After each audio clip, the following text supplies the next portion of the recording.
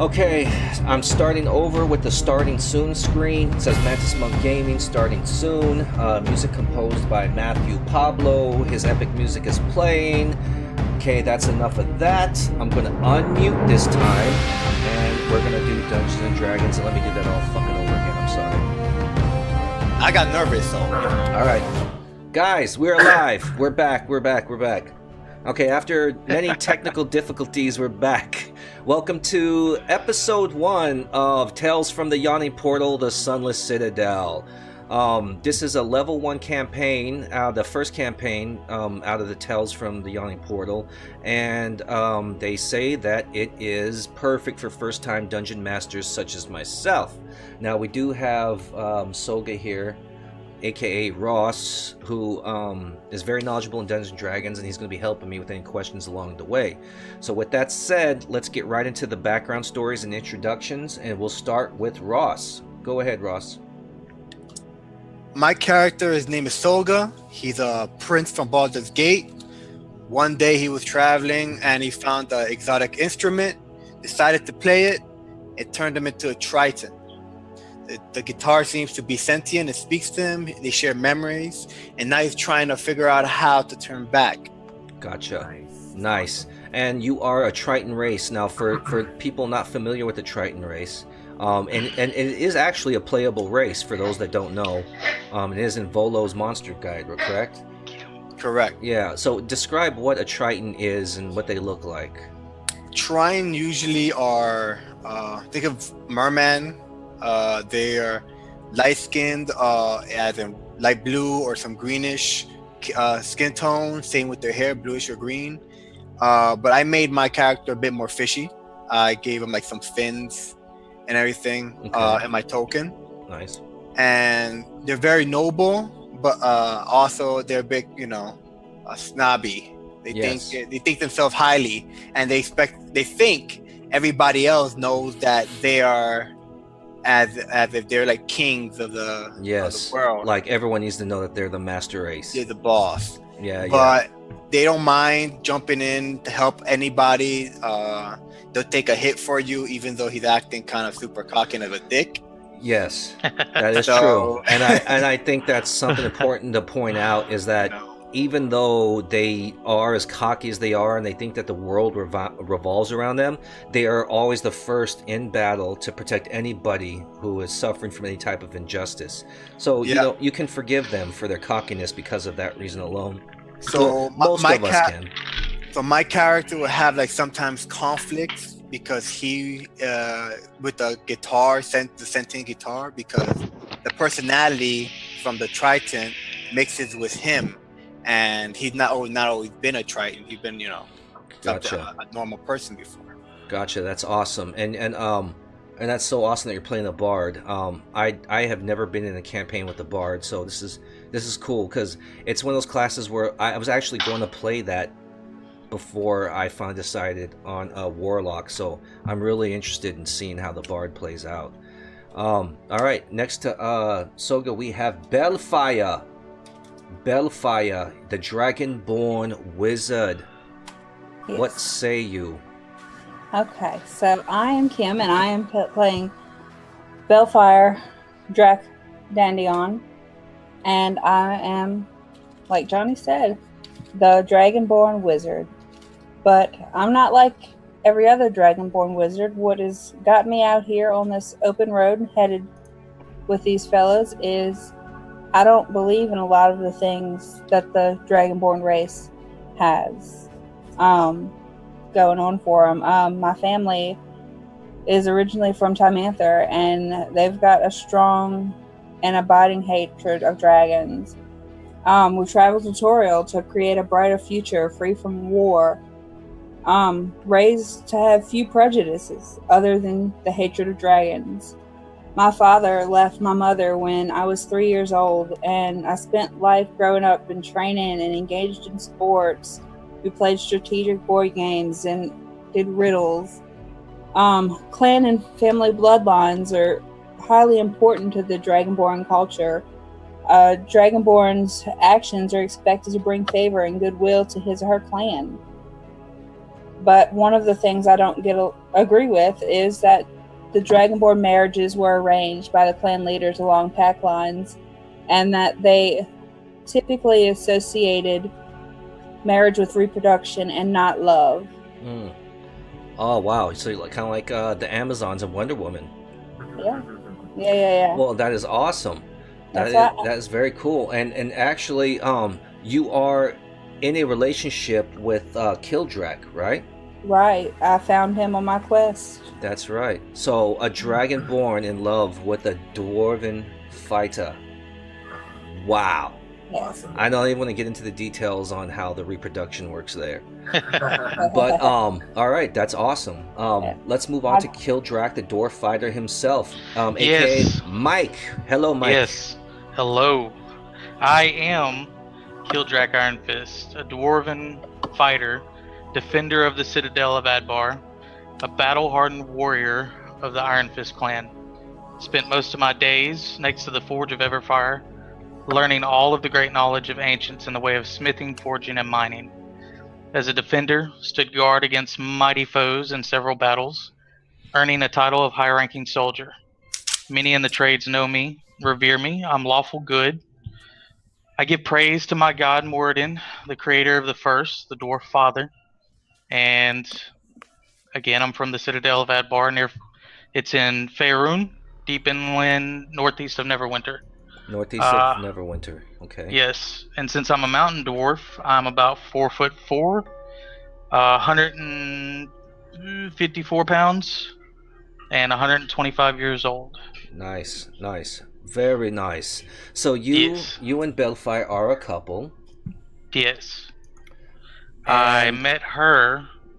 She was sent by her clan to instruct me and aid me in finding the great Dragonborn Warhammer that was stolen from her clan. Gotcha. So, and we end up falling for each other. She is glittering gold, so... Oh, so you're like, yes. Yes. Your dwarven self is just like gold. Yes, exactly. And a woman made of gold. Even better. Yeah. 2 for 1. Okay, that's cool. Awesome, Mike. Now, let's go on to Albert. Yes. Albert, the dwarf cleric. Let's hear about your background story and why you ended up here with these fine people in your midst. Yes. Well, my backstory is a very simple one. Basically, I'm a Hildorf cleric, and my deity is Lord Harambe, the one who gave himself up for us in the nether realm. Praise Harambe. Praise Harambe. And because of his heroic, selfless act of martyrdom, he has ascended to the godhood and has come to this earthen realm to bless us. Okay. And I am one of his devoted followers, always asking him for guidance and help as I heal my comrades. So I'll drink to that. Yes, exactly. I'll drink to that too. Cheers. And, cheers. For Harambe, never forget. Take a shot for Harambe. He took one for you. So Albert, what brings you here? Why did you decide to join up with this motley crew we have? Yes. Well, learning stone cutting and all this. I was very good at what I did back in, with my clan where I lived, but I was never able to do higher level mathematics. And so I was instructed by my elders to go on a journey of self-discovery and learn from others mathematical skills. Okay. And so here I am in hopes of being able to one day learn how to do calculus. Art does imitate life, they say. Yes.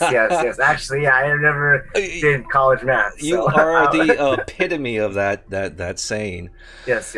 Okay, now, during this campaign, I will be DMing for the first time, mind you, so, I know there's going to be people commenting saying, oh, you were supposed to do this, you're supposed to do that. But as I'm DMing for the first time, I'm going to be playing this fifth character, which is me, my character. And his name is Dralian. He's a half-elf warlock. Now, for whatever reason, he knows not, he was dumped off on the doorsteps of a monastery as an infant. And the monastery basically raised him as, you know, one of their own, which is what monasteries do. They're very compassionate, kind to everyone, to anyone that needs help. And Dralian grew up with those, you know, that type of integrity and moral standards. He wasn't a fighting monk, even though the monastery did train fighting monks. He was the scholarly type. He was the nerd in the library, all about soaking up knowledge, any type of knowledge he could find. And being half elf, he suffered from wanderlust, and that wanderlust caused him to escape the monastery to go into town to check out, you know, what was going on in the world around him. He just couldn't help himself because of that elven wanderlust. Now, he's seen all the injustices going on in the world, you know, which you see in the real world now. You've got the rich and the powerful taking advantage of the poor. You know, those in power not doing the right thing for the people that follow them or vote them and put them into positions of power. One day, the monastery was put in charge of protecting a tome, and it was just this tome, and they were protecting it. But because of his wanderlust and his curiosity, he decided to break into the room where it was held, and he read the tome. Now, when he read the tome, he found out about these great old ones that existed in these outer planes of existence. And he discovered that he could tap into their powers and be granted powers from these great old ones in exchange for servitude towards them. So Dralian, wanting to fix all the wrongs of the world and make them right, decided this is the power he needed to make that happen. So he took the tome and he actually ran away from the monastery, and that's how he ended up here with you guys. Got it. Now, awesome. Okay, now we're gonna go ahead and I'm gonna bring up this next map here. Now this is a map of part of the Sword Coast.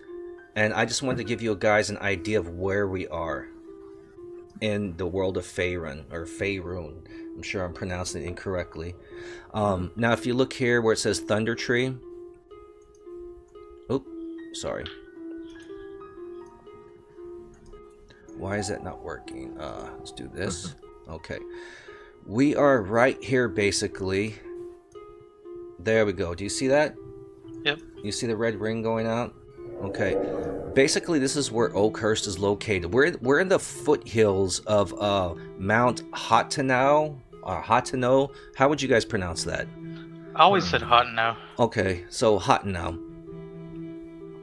So we're in the foothills of Mount Hatanau, and I just wanted to show you, to give you guys an idea of exactly where we are in the world.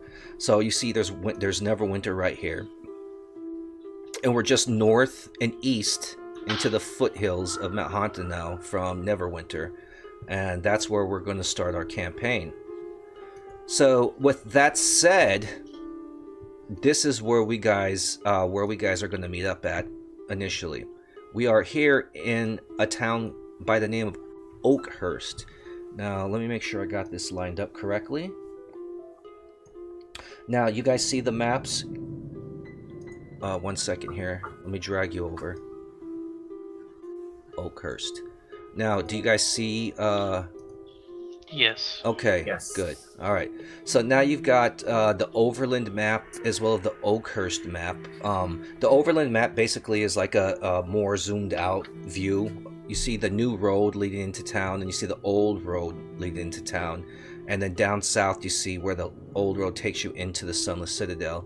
To the right is where we are all at now. We are in the town of Oakhurst, and we're going to begin the campaign here, where you see where it says the Old Boar Inn? Yep. Right here, the Old Boar Inn. We're going to start off there, but this map shows you exactly what we have here. You have a constable in a jail, you have the mayor, you have a merchant, you have a general store, healer, but it's a small town. It consists about of 900 citizens. The majority of them are human. There is a mixture there, a small mixture though. It is mostly human, but you see there are halflings around. You see a dwarf here and there. You see an elf here and there.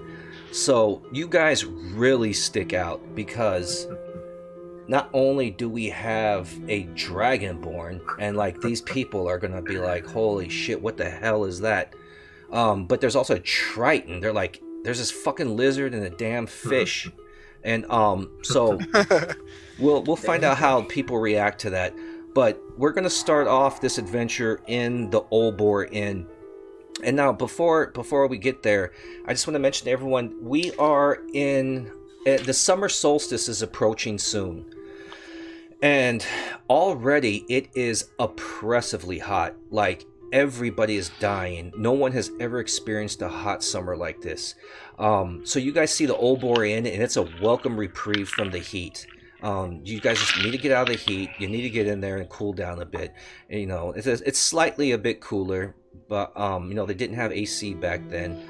But you know, just pointing out, it's super hot. You guys are finally made it to Oakhurst. Now, the reason you guys are all here, we agreed that everyone's heard about the rumors, you know, rumors of the Sunless Citadel. No one knows anything really specific, but everyone knows of its existence. And you guys have all decided that you would be willing to team up together to head to the Sunless Citadel. And now, according to your background stories, it looks like Soga he believes that this might be what he needs to do to figure out how he can get transformed from Triton back to what was it, Asmere? I was in Asmere, yeah. Yeah, he was in Asmere originally. So he's thinking that maybe, you know what, it sounds like a place as good as any where I could find out the secrets and the answers I need to convert back to the Asmere prince that he was, or that he actually still is, and get out of this Triton form. Kimberly, or I'm sorry, you're not Kimberly no more. Bellfire and Kildrak. Yep. You guys are the loving couple, and you heard rumors of the Sunless Citadel, and being that you're on this mission to find out what happened and where is this damn hammer, you guys want to retrieve the hammer. You've determined that we'll team up with these guys to head to the Sunless Citadel because perhaps it may be there, and just as simple as that. You guys think maybe the hammer could be there. If not, maybe you'll find some answers or clues that will lead you to the hammer.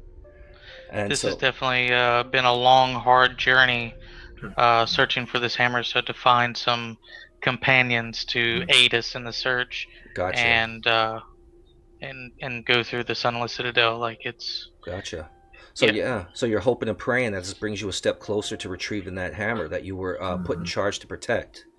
Yes. All right. And then Albert, Mr. Dwarf Cleric. Yes. You decided to join this group here in Oakhurst on a mission seeking knowledge. Yes. To help improve your college math. Yes. Yes. Yes. So, definitely. That's what brings you guys here. So now, with that said, we're going to go ahead and start the campaign inside of the Old Boar Inn. Now, the reason being is, like I said, keep in mind, it's oppressively hot. You guys are dying. Not just you guys, everybody's dying. They can't remember when it's ever been this hot on record, but it's sweltering, oppressive heat. Travel during the daytime is just out of the question, especially everyone's wearing armor and clothing on top of that. You're just boiling, you're dying, you're baking, you're dying of thirst, you're hungry, and there's the Old Boar Inn. So you all journeyed inside there. I might as well go to a forge if I'm going to sweat like this. Exactly. Right. Now, so that brings us to the Old Boar Inn. Aha. Yes. Nice. Right. One moment, please. I'm sorry. 1 second here, guys. No problem. Shall we have a pint while we wait? Pint of water. I'm dehydrated here.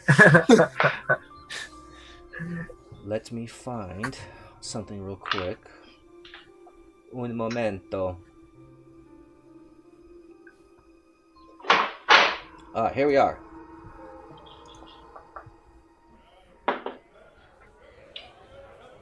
Okay.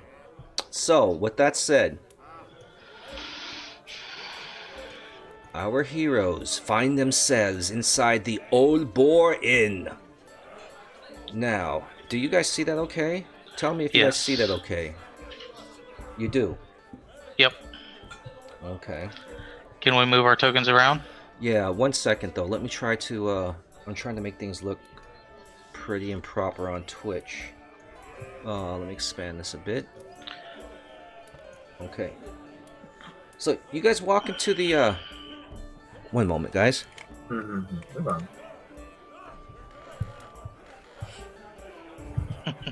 sorry, I'm trying to figure out what's going on with the audio on this thing.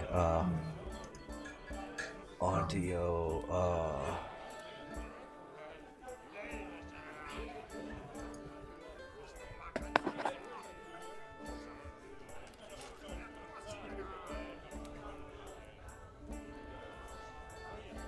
Okay, it's still playing there. All right, good. Sorry, guys. A little trying to figure out the technical stuff here. All right, so you guys, you were all in this old Boar Inn. Oh, jeez, what's going on here? 1 second. Old Boar Inn. I don't see any winches. You're in the Old Boar Inn now. It's an inn, and first of all, you guys are glad to be out of that heat. It's slightly cooler in here. You can feel that the air became, significantly cooler just from being inside and in the shade. But it's not exactly cool because, there's no air conditioning.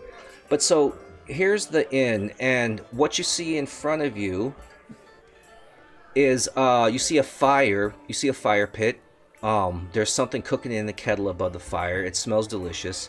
You see the bartender behind the bar attending to all his patrons. Now, there's actually quite a few people here. I didn't put in tokens for every single person that's in here because, as you can see, how much space you guys take just this group alone. But it gives you an idea. So pretty much all the tables are full.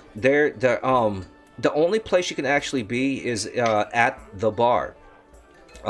People are positioned here. People are all over this table. Everyone's talking, drinking, having a good time, singing, dancing. It's what you would expect from an inn.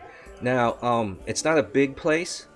Oakhurst isn't a big town. It's got like 900 members maximum. And but because of the heat, you think that's why there's so many people in here now, because they don't want to be outside in the heat, and they've chosen not to work. They're just like, we need to get out of the sun like everyone else, and everyone's having a good time. There's music playing, food is in the you can smell the food. It smells great, but the available seats seems to be at the bar here. All right, shall we make our way to the bar? To the bar. Good. To the bar. All right. Now, as you guys make your way, all of a sudden the music stops. Everybody turns around and looks at you. All right. And they are just basically like, what the hell? Everything's gone quiet. They're just looking because they're like, they see dwarves, they see a half elf, but they're like, what the hell is this? There's this dragonborn. Now, they're not accustomed to seeing... They know of their existence. Everybody knows what a dragonborn is. But everyone is just looking at you like they've never seen one in real life. And then there's a triton, this weird fish creature. Everyone's just looking like, what the hell? So, you've got all these eyes on you, and you feel like all the attention is on you. Nobody is saying anything to you, but everyone is eyeing you like, what the heck? They don't know what's coming. Is this trouble? Are these people peaceful? Are we all cursed in the presence of these weird beings? But other than that, you guys are at the bar now, feeling relieved. You have a seat. You're feeling relieved now. You're out of the heat. And you guys are just like, oh, thank God we're in here. And even you're so hot and miserable and happy to be in here that you don't even care that everyone is staring at you and whispering and gossiping about what the hell these two people might be. And in front of you, you have this bartender. And he's eyeing you all up and down like, just, this is a weird gathering of people, he's probably thinking. He's just, what is this, But he doesn't say anything. He's just eyeing you up and down. My friends, don't worry. I'm used to this, eyeing. I get that a lot at Baldur's Gate. Mm-hmm. Well, Mr. Bartender, can I please get some water? Lots of it. And he goes, Mr. Bartender, the name is Garan. Well, hold on, let me confirm that. What is this guy's name? Hold Mr. on one Bartender, my second. name is. Well, hold on, let me Garan. find. I forgot what his name was. Let me find out what it was again. Oh, where is he? Oh crap! Where'd it go? Yes, Garan it is sounds Garan. like- Ah, yes. And he goes, Confirmed. I am not. He goes, I am not just a barkeep. My name is Garan. And he goes, sure, of course you can have water, whatever you are. And he goes, and the rest of you, what would you like? I will take a pint of your finest mead, sir. Done. Something I am very familiar with. Everybody else. I would also like some mead. Okay. Water's fine for me. All right. So Garan says, I shall return with all your drinks. Oh, and by the way, can I get some ice cubes in that? Thank you. Ice cubes on the rocks. It's a hot day. It's a hot day. Okay.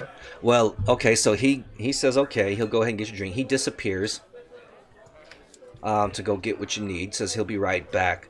But meanwhile, you guys are there at the bar conversing amongst yourselves.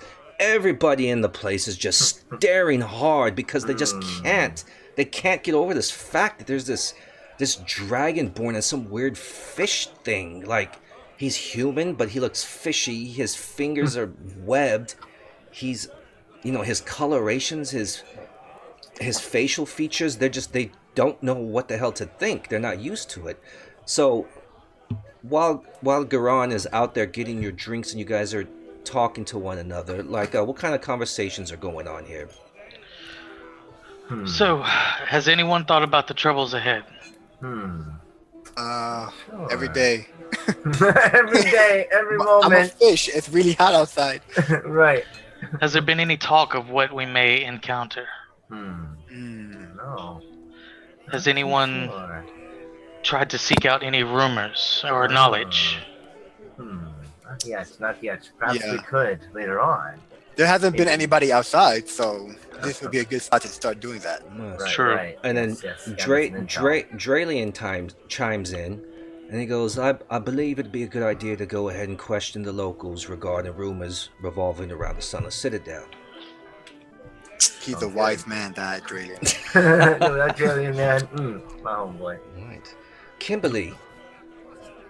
Bellfire, you mean? Oh, Oh, I'm sorry. Bellfire. Bellfire. I'm sorry. See? Bellfire.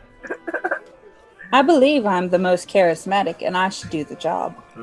Yes. Good. I think we should all split up and try to get as much information as we can. Yes. We can do that, but before we do that, I would like a pint. Yes. Yes. So yes. water. you guys are still waiting for the bartender to come back. What was it, Garan? I'm probably not. I'm gonna butcher people's names, but to me it looks like his name is Garan. That's fine. So you guys are waiting on Garan, and you guys are chatting amongst yourselves, and basically it seems like you all agree that we need to find out more about this Sunless Citadel because, this is where you guys have all chosen and decided to head. So that would be the next, natural progression in that endeavor. Now Garan comes back around. Here he is, and he says, "Sorry about the wait." And he goes, "Here are your drinks." And he works his way down the bar and hands everyone their drinks. And then he goes, "Being the barkeep that I am," he goes, "we tend to be the ones that know everything about everything and spread all the rumors to everyone else in town. Please enlighten me what brings such an interesting, unusual crew together. We've not seen such a group together. Dwarves, yes. Half-elf, yes. Dragonborn and this serf. Please forgive me. What? I dare say I do not even know what you are." Do not speak ill of my friends, sir. Yes, please. They are noble. Yeah. Please enlighten me. You may not recognize me now, but I am a Prince Soga of Baldur's Gate. Right now I'm a fish. But Fish right now. But I am on a quest to go back to my normal state. Yes, yes. Oh, my button's messed up on my mind. Okay, so he looks and he goes, You're a prince? And he starts laughing. He goes, a prince of what? What land do you come from? You're gonna go that personal? He's like, he's never seen anything like you. Okay. And so same with the Dragonborn. He's not coming off as rude. He has the wide-eyed wow factor of an infant, like just wow. All right. So I show him my sigil ring, my family encrusted ring that nobles have. It's kind of like what they use to seal documents, usually on my finger, on my webbed finger, because I got like webbed. Exactly. Your webbed fingers, My exactly. webbed, He was like, your fingers are webbed. What is that? He was like, Okay. you become more and more unusual as we speak. I No. tell him I am from Baldur's Gate. I am a prince, but my origins come from content even further off that you would know. It's from Lepango, a continent beyond the ocean. My family were exiled, and now we reside in Baldur's Gate. We make money through our trade of exotic goods, and now I'm a fish. Yeah, that's how I Gotcha. roll. Now this oppressing heat, though, he goes, understood, friend. He goes, thank you for entertaining my curiosity. He goes, this heat, though, you guys must all be very happy to be out of that heat and into the inn. Yes, we are. For sure. Yes. Definitely. So now he works his way down, and now he's gazing at the Dragonborn, and he's sizing her up and down, and he's just like, he's never seen anything. He knows right off the bat what you are. You have to be a Dragonborn, but you are the first living specimen he's seen in his entire life, face to face. So he eyes you up and down, and he goes, and you, what brings you here? How did you end up here? Yes. I'm Bellfire of Toro, and this is my partner next to me, Killdrag. And we are on Oh, go ahead. I'm sorry. my husband. We are on a journey to find a glorious weapon native to my clan. A weapon. A weapon. And he said, "Wait." He looks at you, and his eyes go wide, and he comes down here, and he looks at Kildrak, and he comes back here, and he looks at you. He looks at Kildrak, and he looks at you, and he says, "Did you say husband?" Yes, I know, rather an odd couple. Me being over 6 foot tall and him being under 5. We look a little strange together. And But as I love- chug my mead, I lay my warhammer on the bar. Oh boy. So Garen sees that, looks down at the warhammer, and just he knows when he's just about to cross the line. He's an experienced barkeep. He knows how to fish for information and whatnot, and he also knows when he's about to cross the line. So he just looks at you, looks at the Dragonborn, smiles, and all of a sudden just laughs and says, "Ha! Well, welcome, friends. I'll not turn down anyone that has coin to pay. Welcome to the Old Boar Inn. Let me know what you need. If you have any questions, I'm here to assist you." Only your finest accommodations will do, sir. Accommodations? You're looking to sleep here for the eve. Wherever we are allowed to sleep is where I will sleep.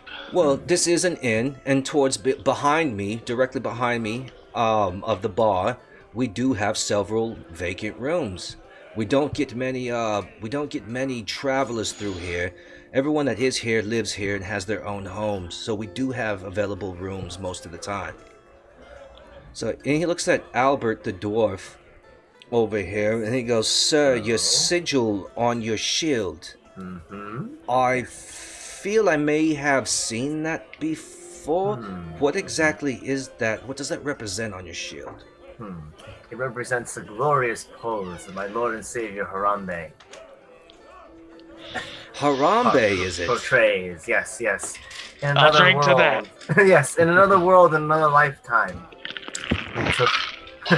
He gave his life for those beings there, and now he is descended upon here with his godly presence to aid us and guide us. Understood. Welcome, dwarf. Yes. We've many a dwarf here in town. You are welcome here. Thank you, thank you. Okay. Oh, my foolish brethren. Lord Lord Harambe, smiles upon you. yes, the Lord and Savior Harambe bless Okay. you still. So the bartender just looks at you all and says, "Well, I'm here to do my job. I've got to attend to other customers. Let me know what you need." And he goes off and he starts assisting other people.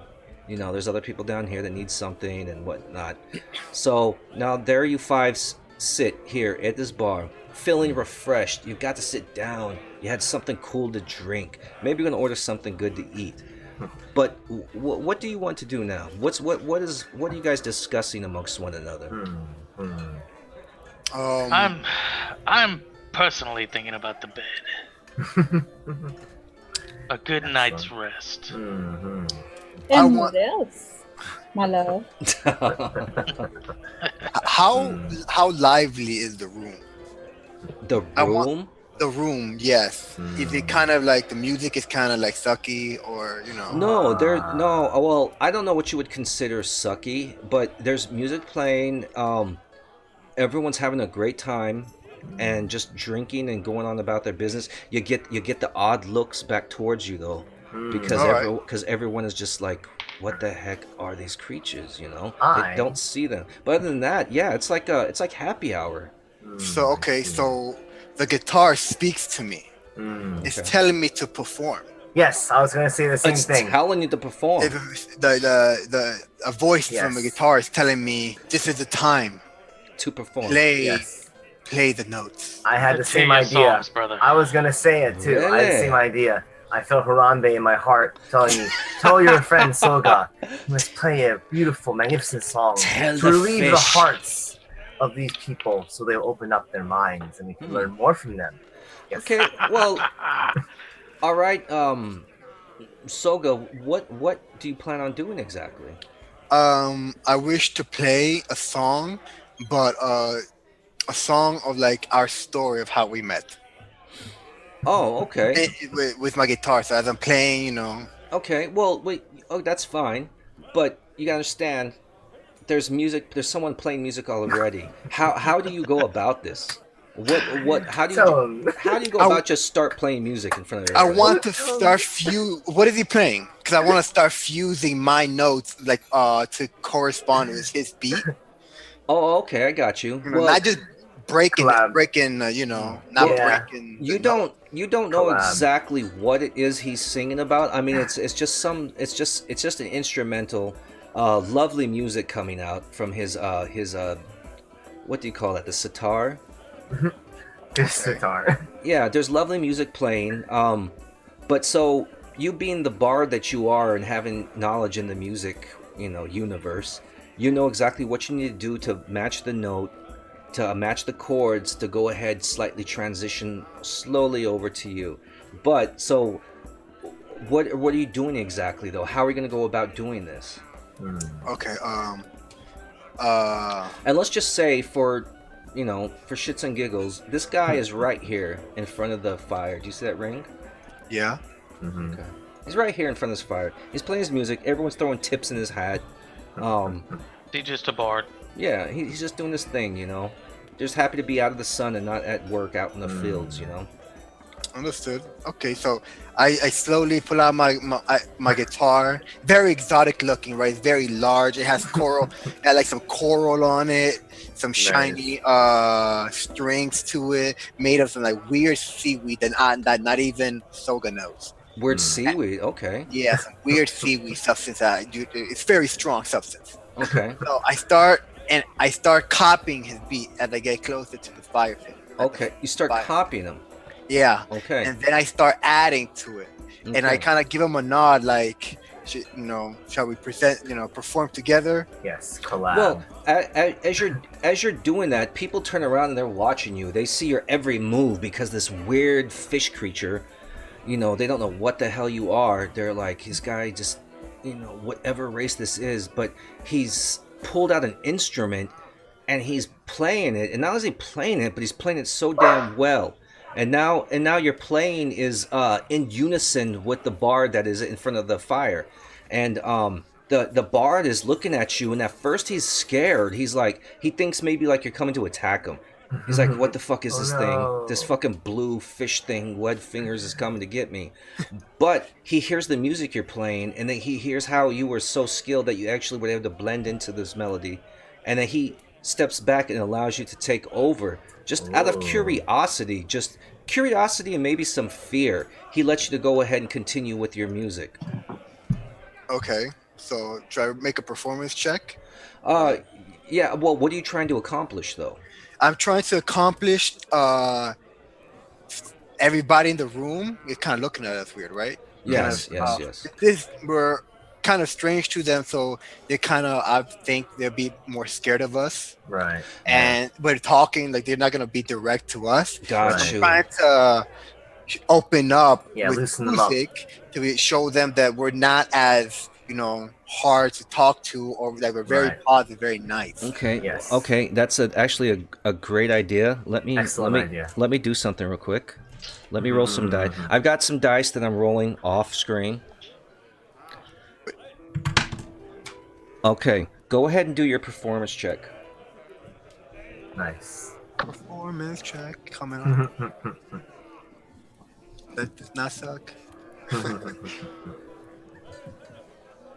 Oh, Nice, yes. 16. Okay. Good. You beat my 14, so I'll give it to you. So, Excellent. as nervous and scared as they might have been, they hear this music and they see you performing, and there's something about your music that has just got them all entrapped, and it's almost like Minmay with the Centrati and Robotech. They are so into your music now, like all the fears have been put set aside, and they're like, wow, maybe this guy ain't that bad. Anybody that can play some music and sing like that can't be that bad. So it actually helped. It actually worked. People have lightened up, and they're clapping their feet. Clapping their feet. Clapping their feet. That's Clapping their- impressive. That's impressive. I look at them and be like, guys, they're very skillful with their feet. Yeah. They're clapping their hands, they're stomping their feet, and they're like, Yes, there we wow, go. you've actually, they enjoy it, and they're watching you, and Excellent. it loosened everyone up. You don't Very good. you don't seem the threat that you did at first. Shall we do a dance of our forefathers? Oh, you guys can do whatever you want. I shall dance the forefathers dance. Wow, so Mike comes through. Oh, And shit. here is Kildrak, the dwarf fighter. He's dancing. Oh, and then here comes his beloved Bellfire. So they are dancing, cute. they're performing. Now, everyone halts for a second because they're like, whoa, what the hell? There's this tiny little dwarf and this huge dragonborn. And they're dancing, they're kissing, they're smooching, they're having a good time. So everyone is just like, they forgot about the music for a moment and they look at you two. But then they're like, well, shit. They're fucking having fun. The music is great. Yeah. And everyone just goes about Yeah. their business. Everyone's singing Nice. and dancing, having a good time. Awesome. Well done. Well Just got done. weird. Good job. And I'm actually going to give you guys all an inspiration point for that. Very good. Because Excellent. that was brilliant to loosen up the lighten up the mood. Yes, I knew it. Excellent. That eased up the racial tensions right there. Yes. And that It's was good we have a bard. Big. Yeah. No, that was big because that was going to be a big problem. I see. Excellent. So now, Inspiration friends, what say you? Bartender works back here. I say we should rest for a while before we journey once the sun goes down. True. Well, I do agree. Well, wait, we But, haven't talked to anyone. Well, This that's is the true thing. as well. You guys don't know anything about the Sunless Citadel. Yeah, everybody in the vicinity is aware of the Sunless Citadel and a few rumors, but you don't even know where to adventure to exactly. Well, you basically got an idea of where to go, but you need more information. Like, you can't just, head over there yet. You don't know exactly where it is, and you don't know exactly what's going on with it, and you need more information before you advance. Yes, I'm yes. going to talk to these people over at this table Okay. and see what I can learn. Yes. Okay. Sounds good to me. So, let's say, I don't have the tokens for them, because like I said, it's such a small environment. But, okay, Bellfire, you approach this table, and there are two halflings. and they are absolutely terrified. They are tiny, and they see this huge dragonborn coming across, and you're this magnificent creature, but yet they're just like they don't know how to react. They're like, what the hell? They know you're a dragonborn. They don't know if you're here to attack. They're sitting there shaking in their boots, thinking you're going to eat them for dinner. So you approach them, and what do you say to them? They're cowering. They're too scared to say anything or do anything. They're grasping onto one another, and they're looking at you, and they're shaking. I tell them, well, I'm coming in peace. Me and my friends are looking to learn more about the Sunless Citadel. We're Okay. Give me like to travel there. 1 second here, Bellfire.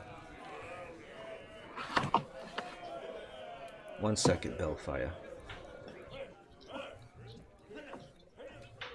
Give me a charisma roll.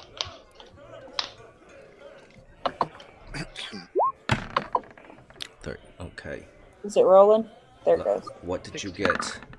Oh, yeah, okay. You rolled a 16. 16. Okay, so yeah, you definitely beat it. So, your charisma was able to soothe them. They're like, wow, her voice is like honey.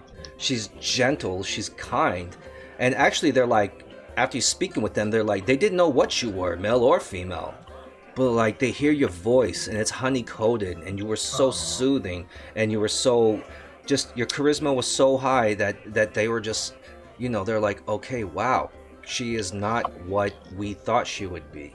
So now they're more alert and attentive to what you have to ask them. Now, what did you want to ask them? I was wondering if you could give me any information about the Sunless Citadel, how I may get there, and what I may find. 1 second here.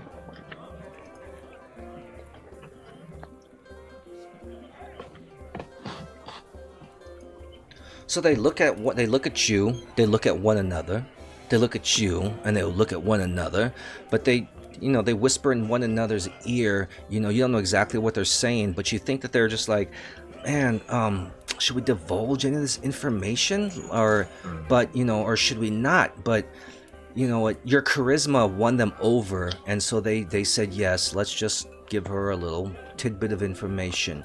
So they basically just tell you is, no one knows for sure what the Sunless Citadel once was, but legends hit that it served as the retreat of an ancient dragon cult.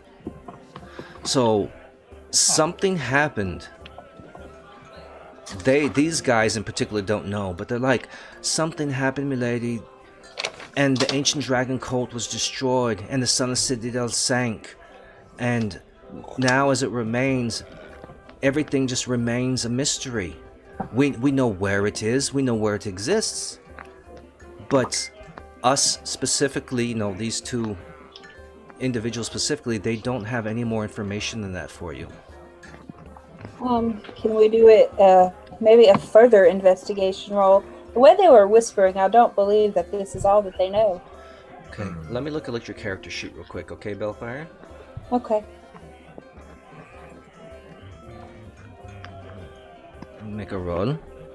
Go ahead and roll your investigation. You need to roll pretty high.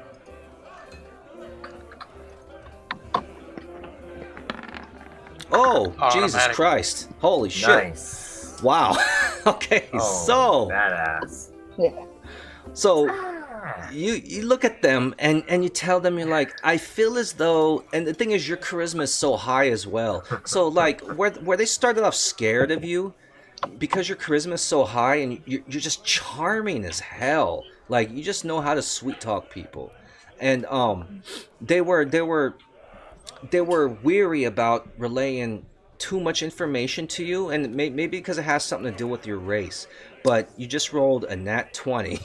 So they're about to spill it all to me, right? Well, I'll tell you exactly what they have to spill. Excellent. Spill the beans. So this is what they tell you. They say, look, They say cattle herders don't graze their stock too far afield these days. They're frightened by stories of new monsters that maraud by night. From time to time, cattle and people who have gone out alone at night have been found dead the next day.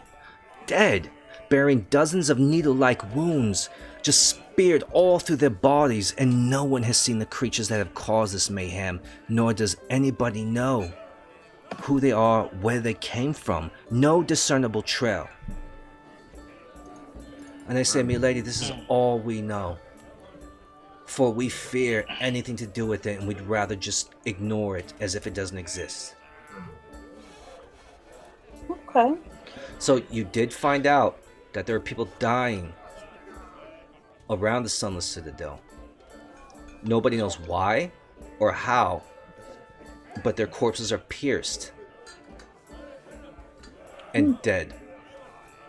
So I'm going to return to the rest of the party and share the information I found out. All right.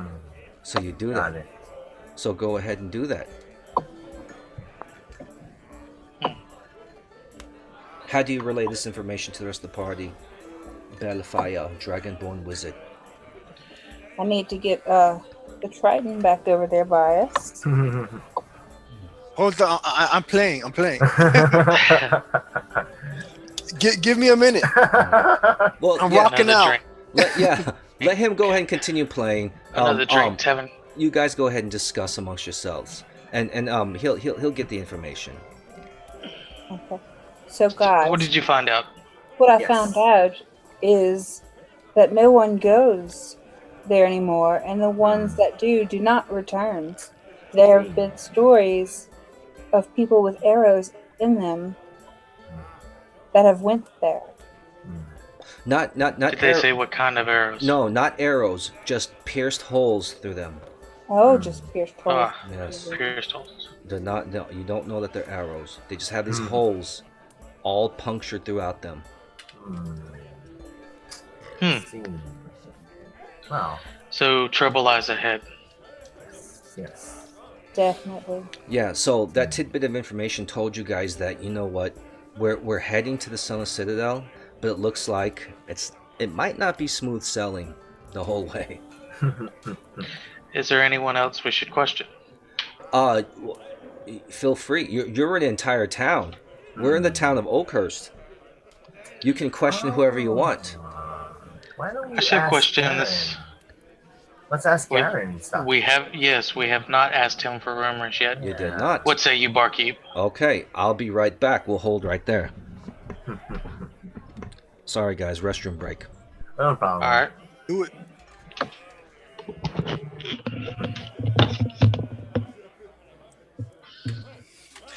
Under the sea.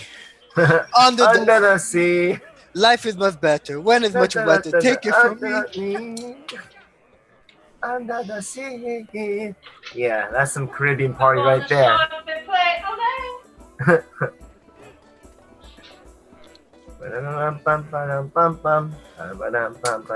Exactly. There you go. Another song is stuck in my head. At least it's not Pee Wee Herman. Oh. All right. Let's see here. I wonder. Interesting. Under the sea. Under the sea.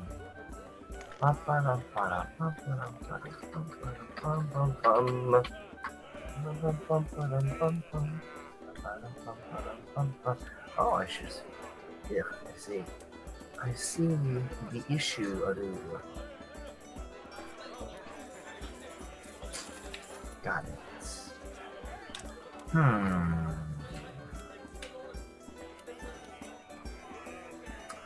Oh. Got it. Okay. So let's see. What Yeah? kind of cleric are you? This is my second time doing a cleric. The reason why I chose it the first time was because I want to be a support person in the party. Supporting my team members, healing them, and making sure they stay alive.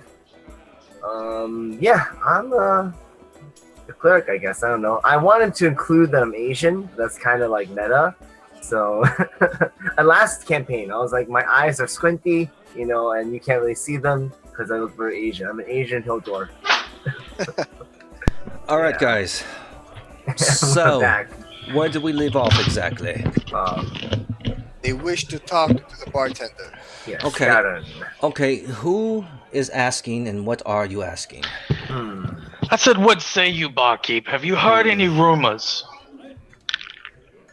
Yes. Rumors of what? The old road in the Sunless Citadel. Okay. 1 second here.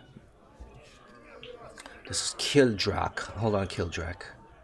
1 second, I got to look at your character. Kildrak Iron Fist. Iron. Ooh, my bad. Okay. Alright. Kildrak, you have...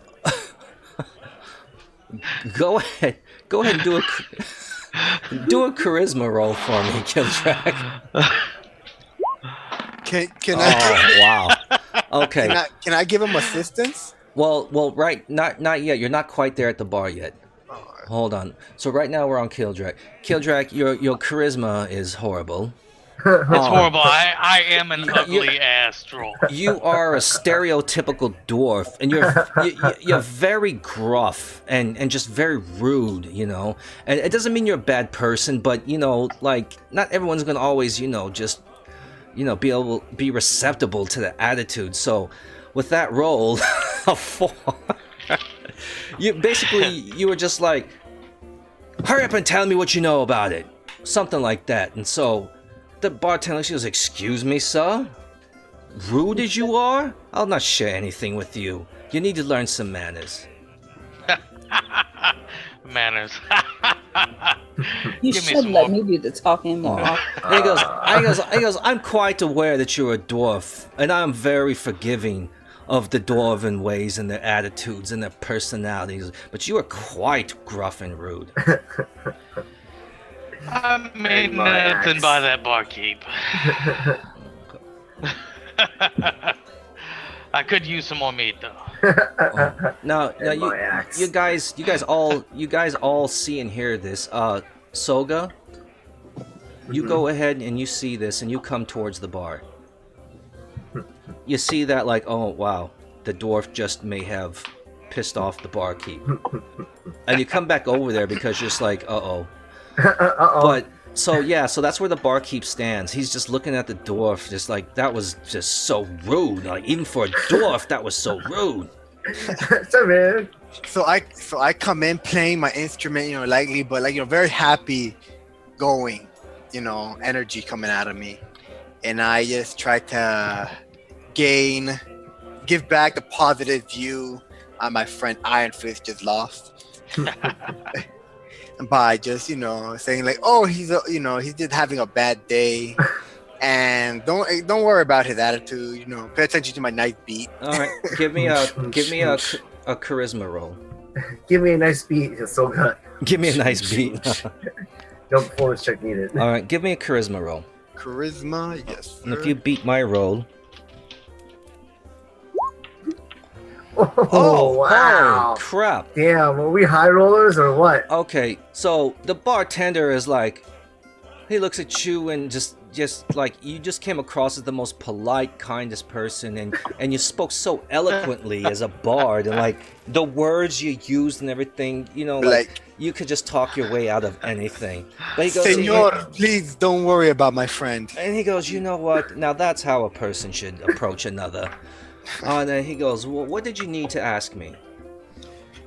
Iron Fist. Let's try this one more time. Yes. Please enlighten our friend as what we are searching for. Sir, good sir. We're on our way to the Sunless Citadel. What? Say that again? The Sunless Citadel. Well, yes. We need to know if there are obstacles in our ways. Obstacles in your ways to the Sunless Citadel. And he goes, And he says that is such a vague question. He goes, life is as such. There are obstacles always thrown in our way. Well, more information perhaps in regards to how to get there. What should we expect? Okay, so that's Albert. So he comes over here and looks at Yes. Albert now.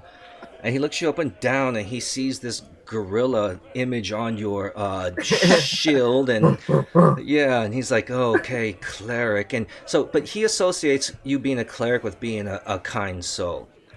Now, he doesn't know whether that's right or wrong. Maybe he shouldn't be, but he's going to go ahead and automatically assume that you are on the right side of the law, so to speak, and you serve a peaceful master. He's going to assume. He's going to assume that. So he's open because of Soga. He's open to listening to you. Great, yes. And because we are on a quest to retrieve a sacred hammer from my friend here, and it is important that we gather as much information as we can, because we will go there and we will retrieve this item for him. So if there's any information you can grant us, or even a person that we can go to, for I heard that no person has returned, but maybe you might know more than what we've been told. He looks you up and down and he says, well, he goes, it's been maybe 13 years now. He goes, but I do recall a grim human named Belak. He stopped by questioning the Sunless Citadel. And the only reason why his name sticks out in my memory is because he had a very large pet frog. And he actually walked into a bar with this huge frog. And he goes, and that's why he'll always remain in my memory. He goes, as far as anything else about it, he goes, there's not that much. He goes, now, there were some adventurers from town that went missing a month ago. He says these missing adventurers were a fighter by the name of Talgan Hukrel and his sister, a wizard, Charlwyn Hukrel. Okay. These are the son and daughter of Carowyn Hukrel, who runs the general store here in town.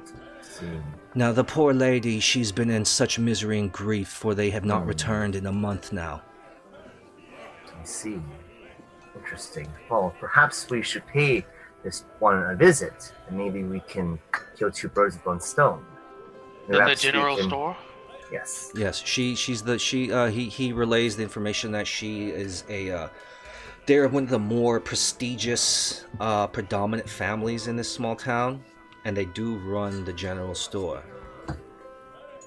Shall we proceed to the general store? Sounds like a plan to me. Sure. Onward. Ladies first. So you guys talk amongst one another, and you guys decide to head to the general store. Okay. Yes. Sounds good. Okay. Perhaps we shall help them retrieve their son and daughter. You guys step out. You step out of the inn, and the oppressive heat just hits you like you guys are like, oh my god, and you guys remember why you had left. But I'll bring up this map of Oakhurst again. We don't have a map of the general store, but do you guys see Oakhurst now? Yes. Mm-hmm. Okay. Yep. Okay. So you head over here to the general store. Do you see the red ring? Yes. Yep. Okay. Yes. So now you approach the general store and you walk in. When you walk in, it's what you would expect to see from a general store. Everything around you is all the supplies you might need. There's food products. There's you see lots of animal traps for capturing food, for hunting. There is bottles of different liquids. There's alcohol. There's flour and any type of ingredients you might need to cook something up. And your typical general store that you would expect to see in a town this size.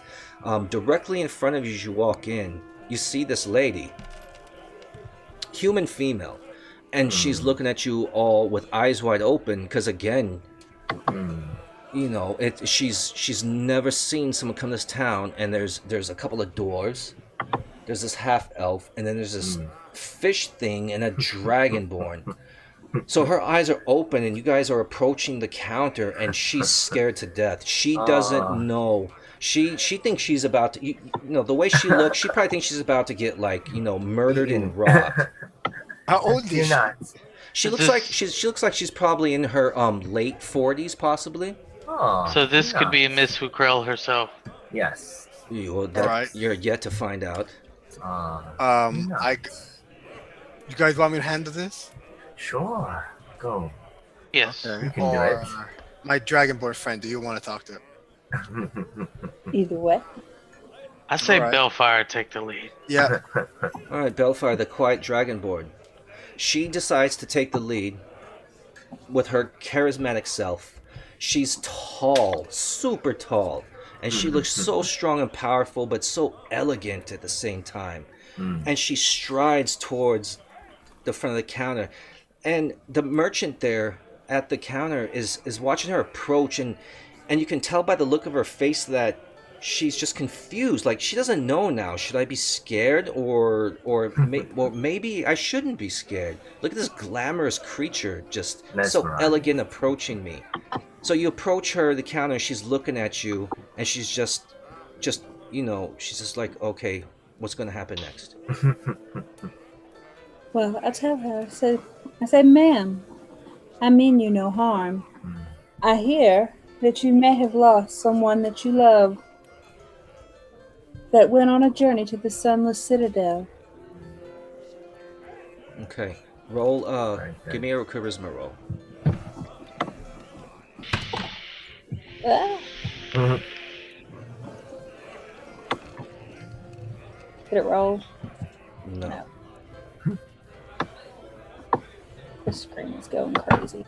I need two like you. There we go. Okay. Eh? Ooh. Oh, wow. Okay. But I'm a So plus 4. yeah, well, that's what I'm saying. What is your bonus as your bonus to that attribute? Because you have one. Because it's very high, right? I'm a 19 on charisma. Yeah. So what was your With a bonus to plus that? 4. A +4? Yeah. Okay. So you barely make it. But yes, she's enamored. She's enamored by your elegance and your politeness, and you're so eloquent, and like, she didn't think like a savage lizard thing could just talk so eloquently and so fluidly, so polite, so intelligent, and just carried yourself so well. So it automatically just puts her at ease, and she's like, okay, it looks like I'm not gonna die. And she looks at you, and her eyes start welling up with tears. And she says, yes, my daughter, my son, they have gone missing. They took their chances and ventured towards Sunless Citadel against all my warnings. They've ignored me, and they've gone. It's been a month now, and I've not heard anything from them. And she starts crying. We're sorry for your loss, ma'am. I thank you so much, but what reasons do you have to go to such a horrible place? I fear you won't come back. We have to see what's causing all of these deaths. Okay. 1 second, guys. Let me bring up something. Right. Yes, and perhaps the son and daughter are not dead. We have to find out. That's right. That's right, nobody knows. And the mother Nobody says knows. that as she was crying. She was like, they've not returned, and 'tis been a month. I know not what has happened. They could be dead. I have hope that they are alive, but it's been a full month. Yeah. Interesting.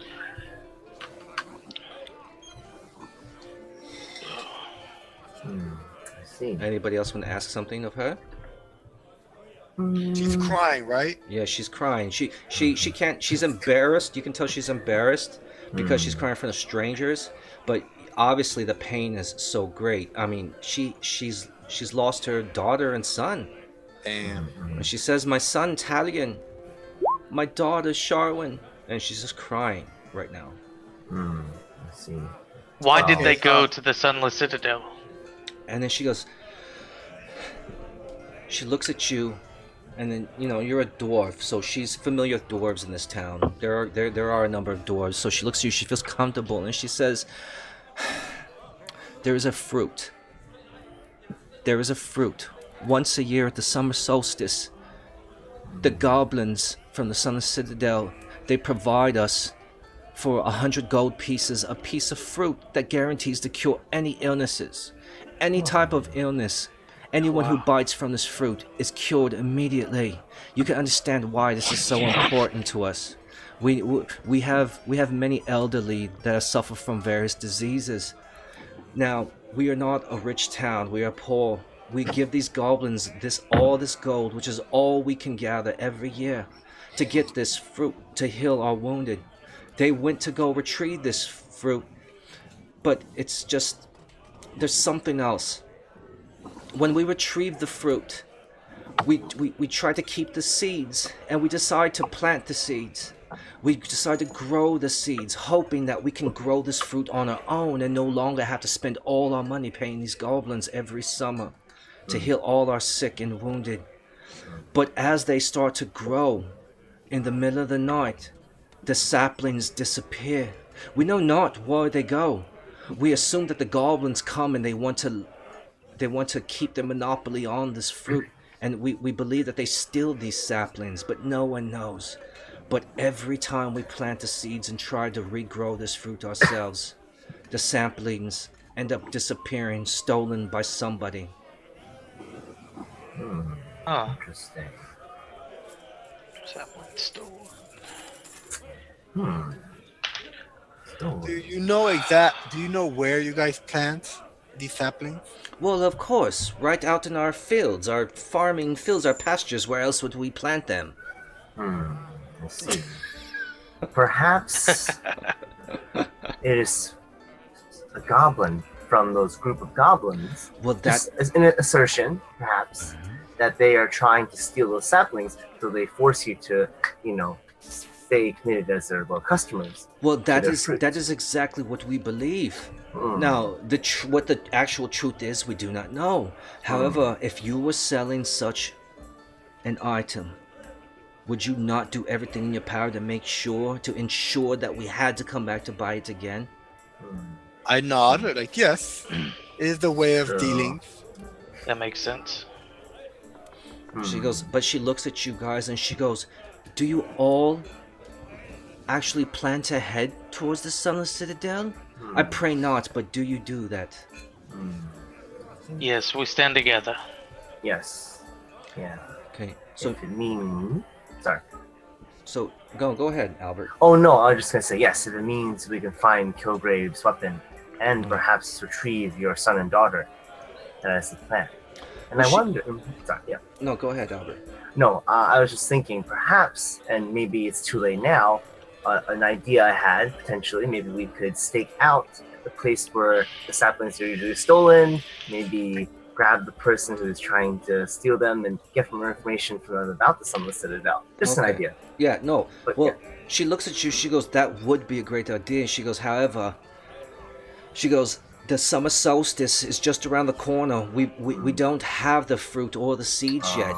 You would have to wait until the solstice for the fruit to be provided to us to bloom, and then for the goblins to provide it to us. Right now, there's no time. There's nothing now. We have no fruit yet. We are awaiting the next blossom of the next batch of fruit." I see that. And then she says, "I also fear this oppressive heat." She goes, "You can only travel by night. If you do head over there, you cannot reach it." She tells you, actually, she goes, "It is 7 miles from Oakhurst to the Sunless Citadel." And she goes, "It's an easy trek, but this heat. Many have died now because of this damn heat. You will have to adventure at night just before dawn. It shall be a 2.5 hour. You can cover the 2.5 hour trek and arrive at sunrise." Maybe we should send our 2 dwarves slightly ahead of us to pose as townspeople. Could be a good idea. And we both have dark vision, I believe, right? So we can see well in the dark. Correct. think. Well, no, you're right, But- and you do have a half elf and everything, but But should we leave our group? well, that's what I was gonna say. You guys, I'm telling you as a DM, you're gonna want to stick together. Okay, Yeah. yeah. That's fair. Yeah, you send 2 dwarves out on their own. There's gonna be 2 dead ass dwarves as you go fucking find. Fair. Let's stick together, guys. Yeah, there's a reason why there's 5 of you. Okay. Word. And I've got my familiar. But what she also tells you, she goes, I am ashamed to say this, and I'm ashamed to offer this to you because I don't want anyone else to go there and die. I want no one else to suffer the losses that I have suffered. She goes, but if you do go, and you do decide to go, if you can retrieve them, if you do find them and you bring them back to me, I will give you 125 gold each. We are a wealthy merchant family here in town, I'm sure you've heard. But this is all I have to offer, 125 gold each to bring my son and my daughter back. Now they both wear a sigil ring on their left hand. It represents our family. If they do die, if they are dead and you find them dead, please bring back the rings and I still shall reward you accordingly. And she's crying, bawling her ass off. I want to go there. up to her and Console calm her down. Yeah. You want to put a webbed finger around her head? yeah, milady. I wanna use prestidigitation. Can I read? I read that right? Yeah, prestidigitation, yeah. Yeah. But what do you plan on doing with it, though? I want to give a smoothing aura around my touch. Great. I want to aura. give a smoothing aura Sounds good. around my touch. Okay, I'm getting a I want to smoothing aura. give a smoothing aura. If it's really hot, a cool touch maybe, or a nice The faint musical. I think the faint musical note would fit perfect with your. Well, hold on, Ross. Let me bring up That's true. Let me bring up your character sheet, Ross. Yep. Where the hell are ya? Oh, there you are. Okay, I lost you for a minute. There you are. Okay, I'm gonna base that on. I'm trying to figure out which role that would be. That's not this one is not even a role. Well, I have to come up with something though. I mean, you're trying to Would it be soothe. a charisma? You're trying to make your touch be something soothing for her. Well, this is a spell, so Oh, it's a spell? yeah, it's a spell. Oh, what's it called? Prestidigitation. Prestidigitation. Prestidigitation would only create a hand that would stroke her head. Well, it's an illusion. It creates a Abjuration. harmless well, sensory effect. Well, that's what I'm saying. There would be something rubbing her head, and she'd turn around and be like, "What the fuck is rubbing my goddamn head?" That's hilarious. It's not just that. It like you can do many things with it. I could create Yeah, I bet.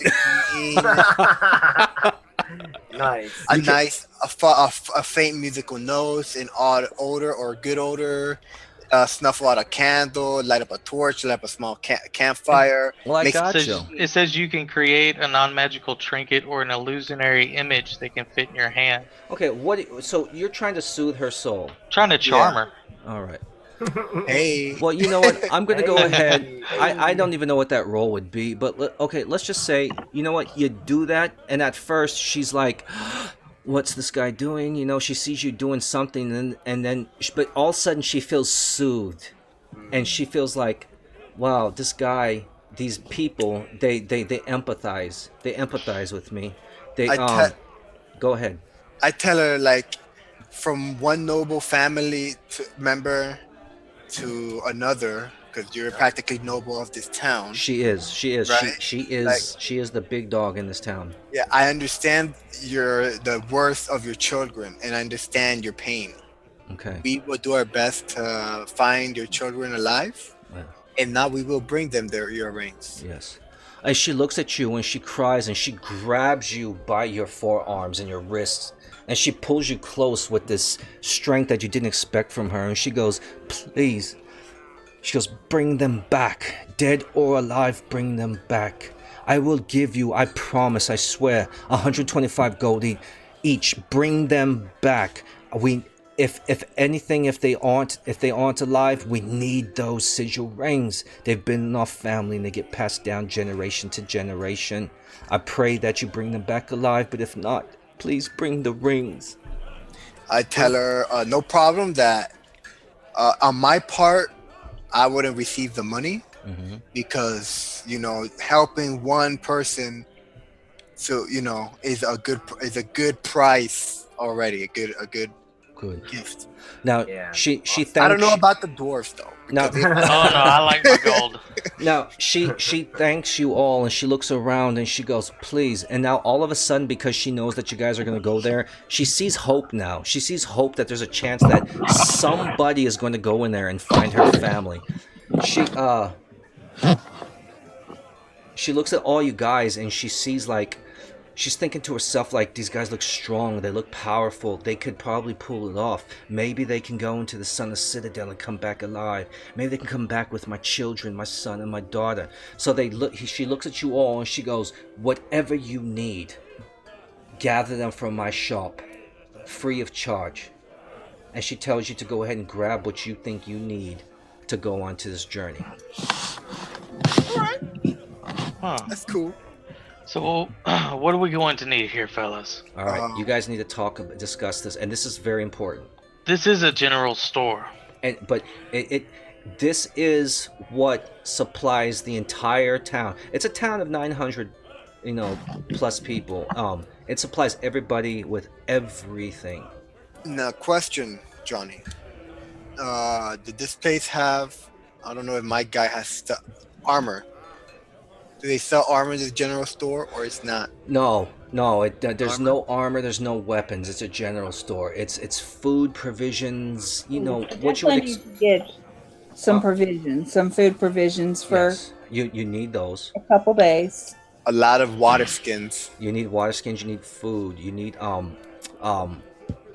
what else you might think? You might need rope. It's a general store. But yes, there's no weapons. There's no armor. You're not gonna find that here. All right. But I say take advantage of being in the general store. You guys discuss amongst one another. Tell me what kind of items you think you might need to have. Well, we definitely need water skins, and a few of us could possibly use some torches. What else, fellas? Yeah, that's pretty good actually. What about some kind of anchor in case we get into a cave that we may need to climb? Right. For the rope. Rope, yeah. So climbing gear. Okay, you need climbing gear. 50 foot of hempen rope. That's true. That's good. So What do you call those little hooks that when you're climbing, you hook up on the wall? Carambines? Yeah, exactly. Yeah. Does she have those? She has those. Okay, we should get that. You guys, somebody needs to write this all down onto your sheet. Okay. So should we divide up the items? Like, I'll take rope, Kilgrave take something. Yeah, you guys discuss this we do because that. you don't want to be weighed down with too much. So yeah, you guys should evenly distribute it. I'm only toting 29.4 pounds, so I can accommodate a bit. Gotcha. One moment, guys. I'll be right back.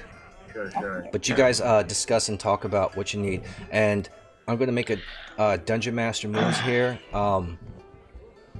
You need tools to disarm traps. Okay.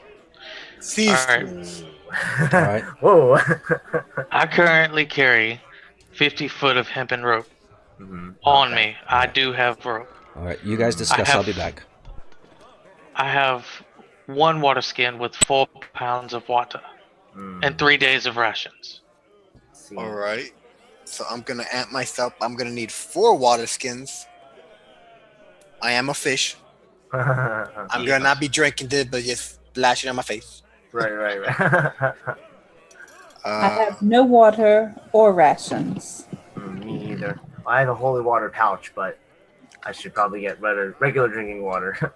Can I drink that? Yeah, sure. I will. You can drink some, and I'll bless you upon your head. I'll Harambe christen you. It is hot, so I suggest we double our water skin. Yes. Let's see.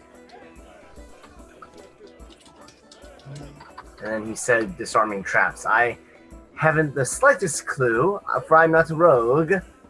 What kind of items would we need to disarm traps? Let's see. And A what is lockpicks? Lockpicks, okay. Let's see. And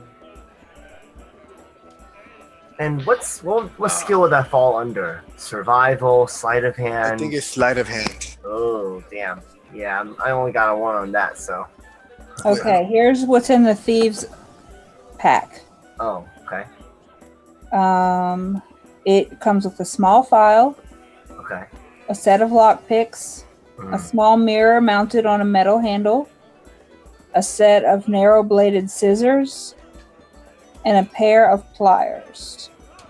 Interesting. That seems correct.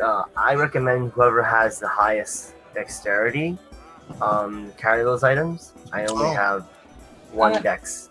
I'm at 14, and I want a 2. And a 2, okay. I could probably carry some of the tools. I got a dex of 17. I get +3. Oh, wow. Okay, so I think you should be the one to, Solga should be one to carry those tools, unless Mike has a higher, Let's see. Dex? yeah, because Solga has 17. No, I'm only 11 on Dex. Okay. Yeah. So I guess it will fall under me. Yes, to disable traps and whatnot. So what is this? A thieves kit? Yes. Yeah. So, and what was it again? You said the files, scissors, lockpicks, and lockpicks. It's called an adventuring gear. It's thieves' tools. So it's a small file, a set of lockpicks, a small mirror mounted on a metal handle, a set of narrow-bladed scissors, and a pair of pliers. And its weight is 1. Can you send me a link to where that stuff is? So can I write it down? I'm looking for it. I can't find it. Hold on. Of course, I just clicked it down. I'll find it.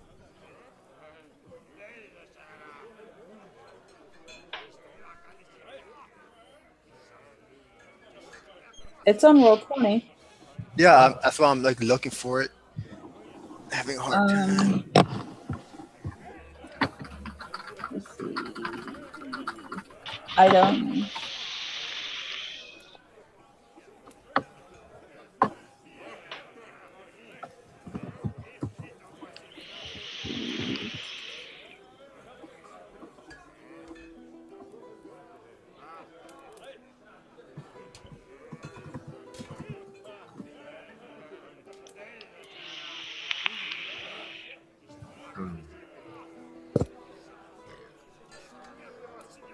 Okay, I'm gonna send it in the chat on Facebook.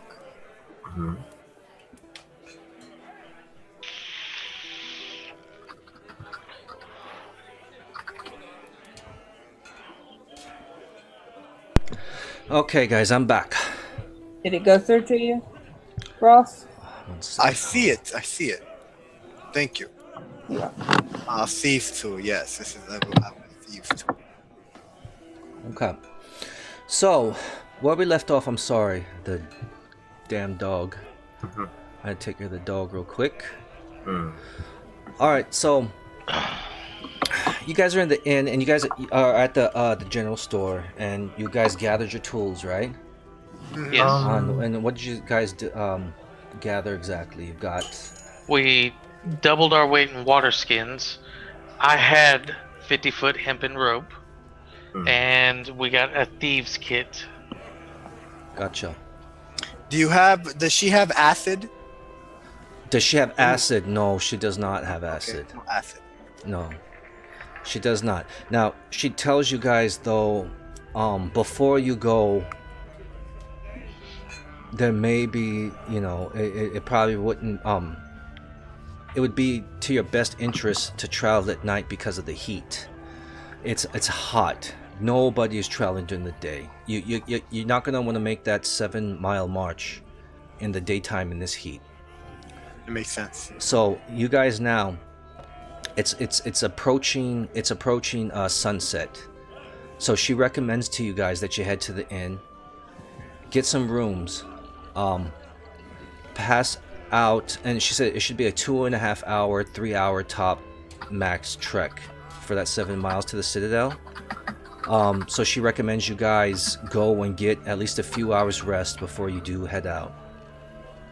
Sounds good. We could head back to the inn, get our rooms. Yeah.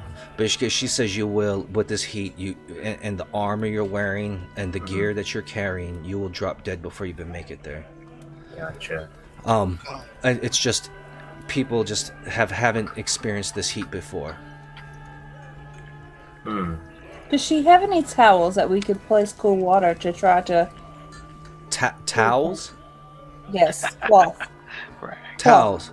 Cloth. Yes, she does. She tells you that she does have that, and it's one of those commodities that people in town do need, and she provides you with them. Okay. And do we need torches? I wanted to get a bullseye lantern. A lantern. Okay. Yeah, bullseye. One that shoots. She told you guys you're welcome to whatever she has. She does have lanterns. Does she have a bullseye one? I'm not sure exactly what that is specifically. It shoots bullseye lantern, casts bright light in a 60-foot cone that way, and dim light for an additional 60 feet. Once lit, it burns for 6 hours on a flask of 1 pint of oil. Oil, yeah. Okay, she does have that, and she has all the oils. Okay, so I'm gonna get some oils. Because I'm gonna be blind. Okay. Yeah, I just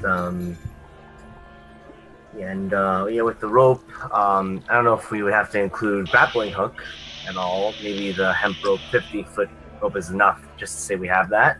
And I don't know, is that enough to say that we have the essential gear to climb or rappel down rock cliffs, rock faces? Should we bring a second rope just in case? That makes sense. Yeah. I could do that also. Okay, because I have 50 feet. Right. Is So that you enough? carry 50. All right. That'd that be sounds 100. good. Should we... Grappling hook would be nice, right? Yeah, I got that. And the little, whatever you call it, thing that gets stuck in the wall. Vines. Those- Yeah. Yes, yes, exactly. So keep in mind, everybody knows of the Sunless Citadel, and everybody they don't know specifics, but again, the Sunless Citadel was originally built by this clan that worshipped a dragon. It was in the foothills of this mountain range, and when that volcano erupted, it sank the Citadel. So you guys are going to go down into the depths. You do know that. Yes. Right where the dwarves came from. Well, yeah, you're right. Exactly. That's where they came from, right? That's where they feel at home. Now that you mention it, yeah. Oh my goodness. So she recommends. She goes, if you do this for me. She goes, I will reward you as I said, 125 gold each. She goes, but please head back to the inn. Talk to Garen. I know I'm butchering his damn name, but That's fine. head to Garen. Garen's cool. Ask what questions you have before you venture off, but you must trek and take off before sunrise. The heat will not allow you to make it there. Got So we shall return back to the inn. You guys are all good? Sounds good. I think I Yeah. got everything I need. What else is out here? Out where? Like around here, we went to the general Oh, yeah. store. Well, you see the map, right? Yeah, Hold on one second. Should we go talk to like Shit, what did I do? a mayor maybe? Or the merchant?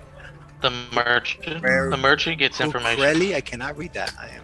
That is Carowin Hukrel, where you are right now in the general Oh. store. Okay. the mayor. Should we go talk to the mayor? No. We could do that.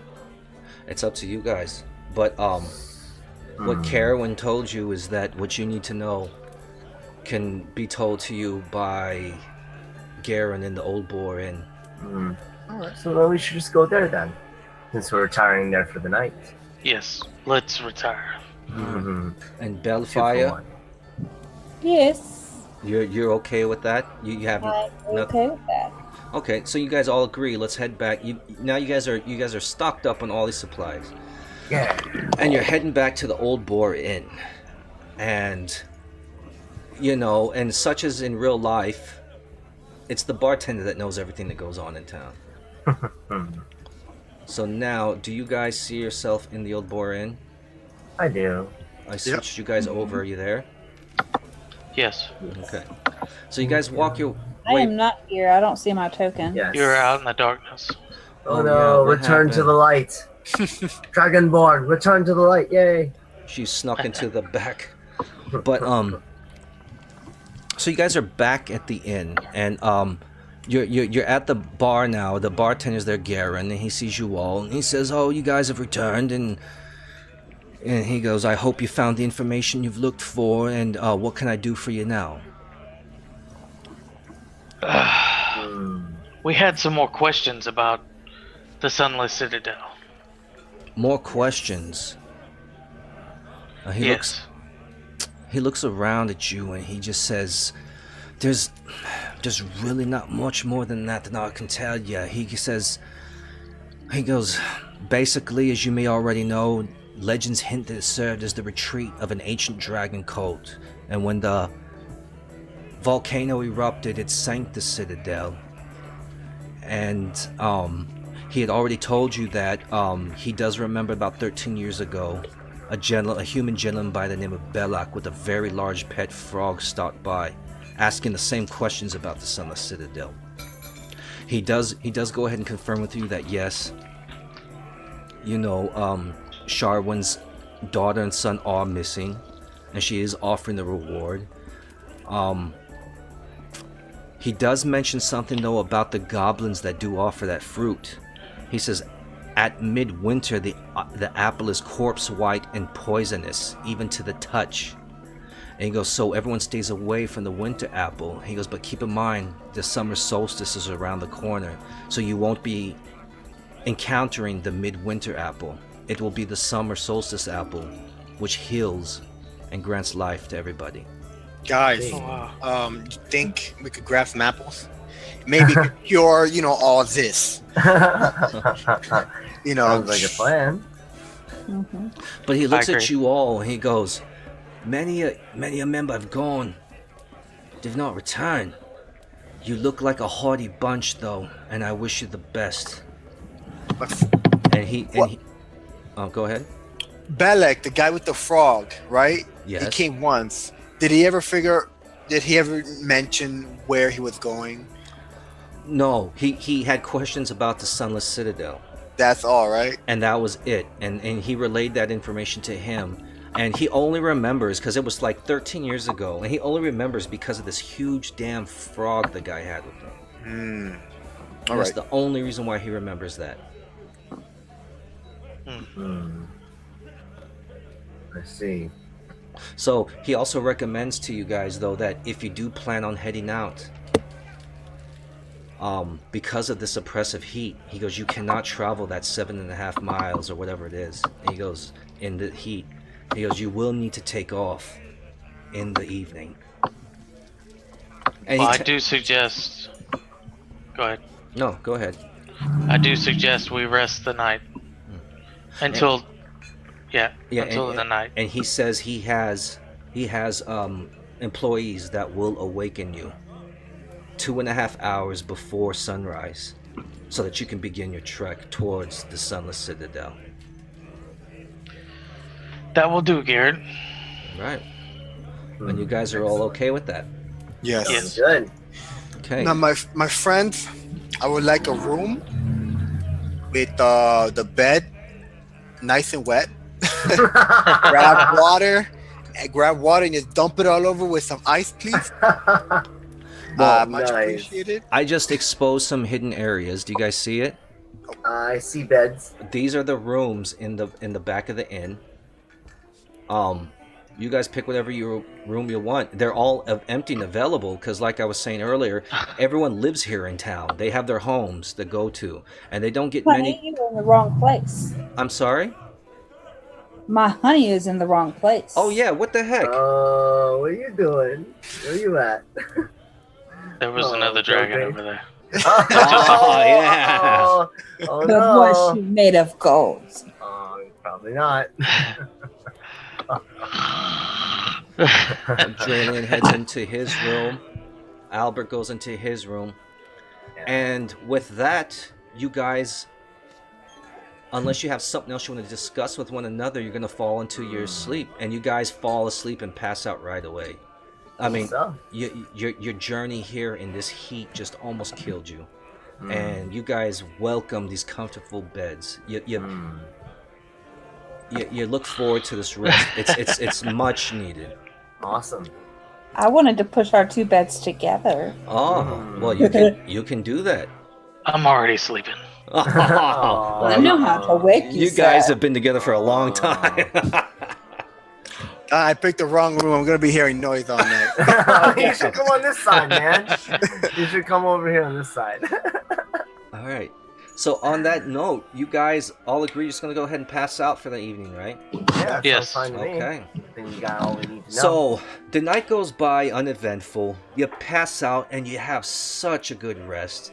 The barkeep, as per his word, he had employees come and wake you up around 3 hours left until sunrise.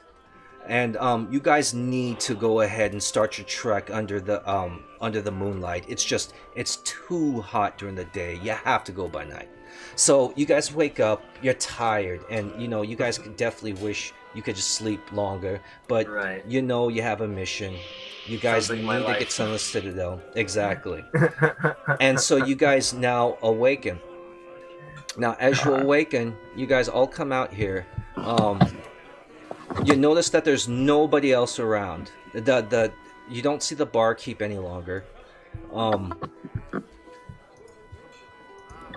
You guys have rations. You guys have food. So all that's left right now, really, is you guys need to go ahead and head on out. Head on out towards the Sunless Citadel, under the cover of the moon, where it's still semi-cool. I'm out. Got it. I go up here. There's nobody here, right? You don't see anybody, no. Is there any alcohol around? Oh, there's plenty of alcohol. I pop a bottle. I'm gonna take some bottle.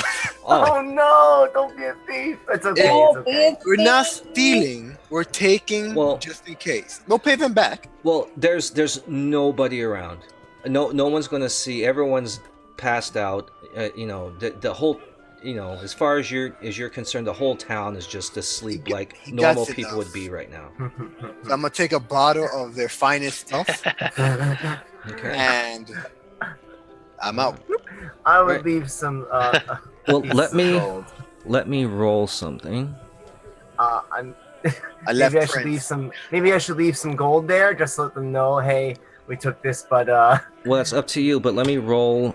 okay, I don't want to stay in trouble. Okay, so you grab 4 bottles of supreme liqueur, whatever it might be. I'm afraid this will bite us in the butt in the future, but okay. Well, Albert says you're gonna leave some gold on the counter, no? Yeah, I just hope it's enough. Like, oh, those dastardly kids, those ruffians took our wine, oy vey. Well, Albert was kind enough to go ahead and leave some gold on the bar, and as far as that goes, that's that. You guys leave, and it's a full moon, and the full moon lights up everything, but it is still hot as hell. And even though it's dark, it's just hot. You know how it gets in the summertime. But Yep. but this is extra hot, even though it's night, and it's more tolerable because it's night. You are like, thank God we are leaving now, because you can't imagine being out this when the sun does come out. So with that, my adventurers, we begin our trek towards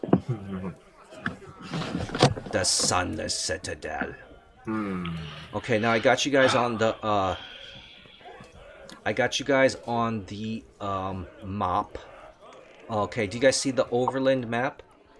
Yep. Yes. Okay, so you see where Oakhurst is, Yep. right? Now you see you guys are traveling down this old road south towards the Sunless Citadel, right? All right. Okay. So that's where you guys are headed. Now around you it is summertime. It's dark, but the sun is full. You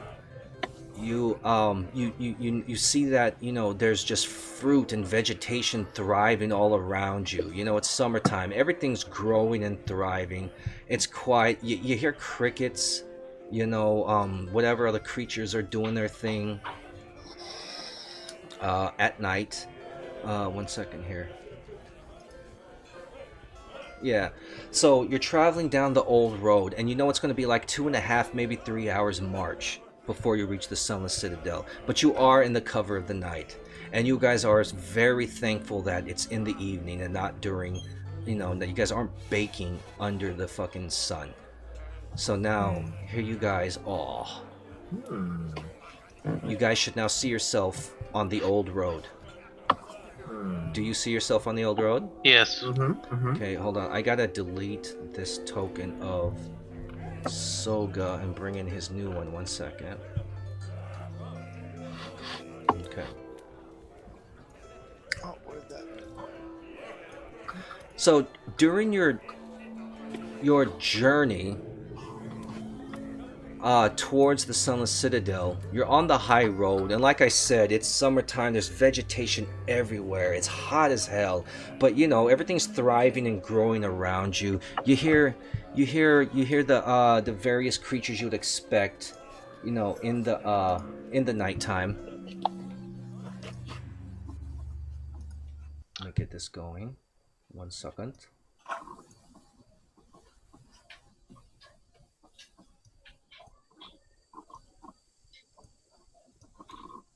Oh, 1 second here. It's just who I wanted. All my life.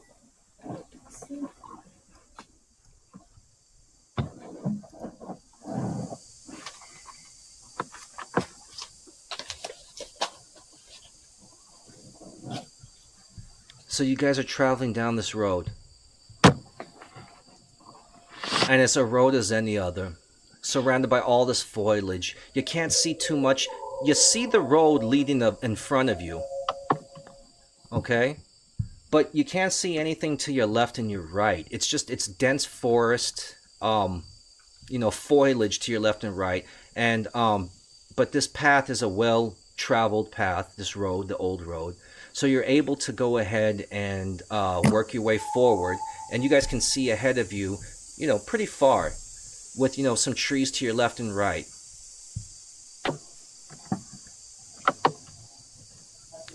So we got 5, 10, 15, 20, 20, 30, 35, 40, 45, 50, 50, oh wait, 5, 10, 15, 20, 25, 30. So Dralian steps out ahead. This is where you guys can reach on your first turn. You guys all got 30 feet. Actually, the dwarves got 20 feet. But I'm not going to leave you behind. So you guys are just traveling along this road, and you have to keep on going. So you guys look at one another, and your nerves are at ease, and not at ease. You're very, very nervous. Everyone's nervous. You know, you're traveling this road. Right. So you guys are discussing amongst one another as you're walking down the road. What kind of conversations are going on? It's nice to be able to see in the dark. Yeah, we must be on our guard. That's right. Should I walk out with my lantern, or would I call my attention, guys? Too much attention. Well, I can tell you it's a full moon, and you don't need the lantern really. Your path ahead of you is very clear. You see the old road heading down. Okay. But to your left and right, like I said, there's just so many trees and things growing. But your path is clear ahead of you. I say we continue on a steady pace. Take a drink of water. Okay. Now remember, you guys have 30 feet movement per turn, except for the doors have 20. But let's just say everyone's at 30. Now each square represents 5 feet. Move up to where you guys want to be. Yeah, I was wondering, since Kilgrave and I have dark vision, perhaps we shall be the ones in the front. What do you guys think of that? That makes sense. Yeah, we both can see in the dark. We can see if something's coming up, unless maybe Kilgrave's in the front and I'm in the back, and I can see behind us if anything tries to sneak up on us. Do Dragonborn have dark vision? Yes. Oh, okay. So maybe you could be in the back. I'll be in the middle. I like the sound of that. Yeah, why don't Kilgrave and Belfire be in the front? No problem. Yeah, Kilgrave and I don't. You should have Solga in the I front. don't got control of Solga have the highest decks and the trap tools to investigate. That's a good thing too. I think Solga is saying he can't control his character. I don't got token control. Oh, you can't control your character? Okay, let me fix that right now. I'm sorry. I can. I can do mine. Oh yeah, you're right. I don't have it. I'm sorry, Soga. Yeah. Okay. Bellfire was saying... Fix that now, my brother. Cool. Bellfire, you were saying something about whoever has the trap disablement tools should be where? In the front, because okay. you wouldn't want us to hit a trap, right? And not have the person available. Right. Okay. That makes sense. So yeah, I guess Soga is like right behind you guys, and I'll be in the back, being on the lookout. Okay. Wait, what? I think we're going the opposite way, guys. Yeah, I think we're going up. Yeah. Okay, so let's carry on forward. Yeah. And Kilgrave and Bellfire up front. I'll be in the back.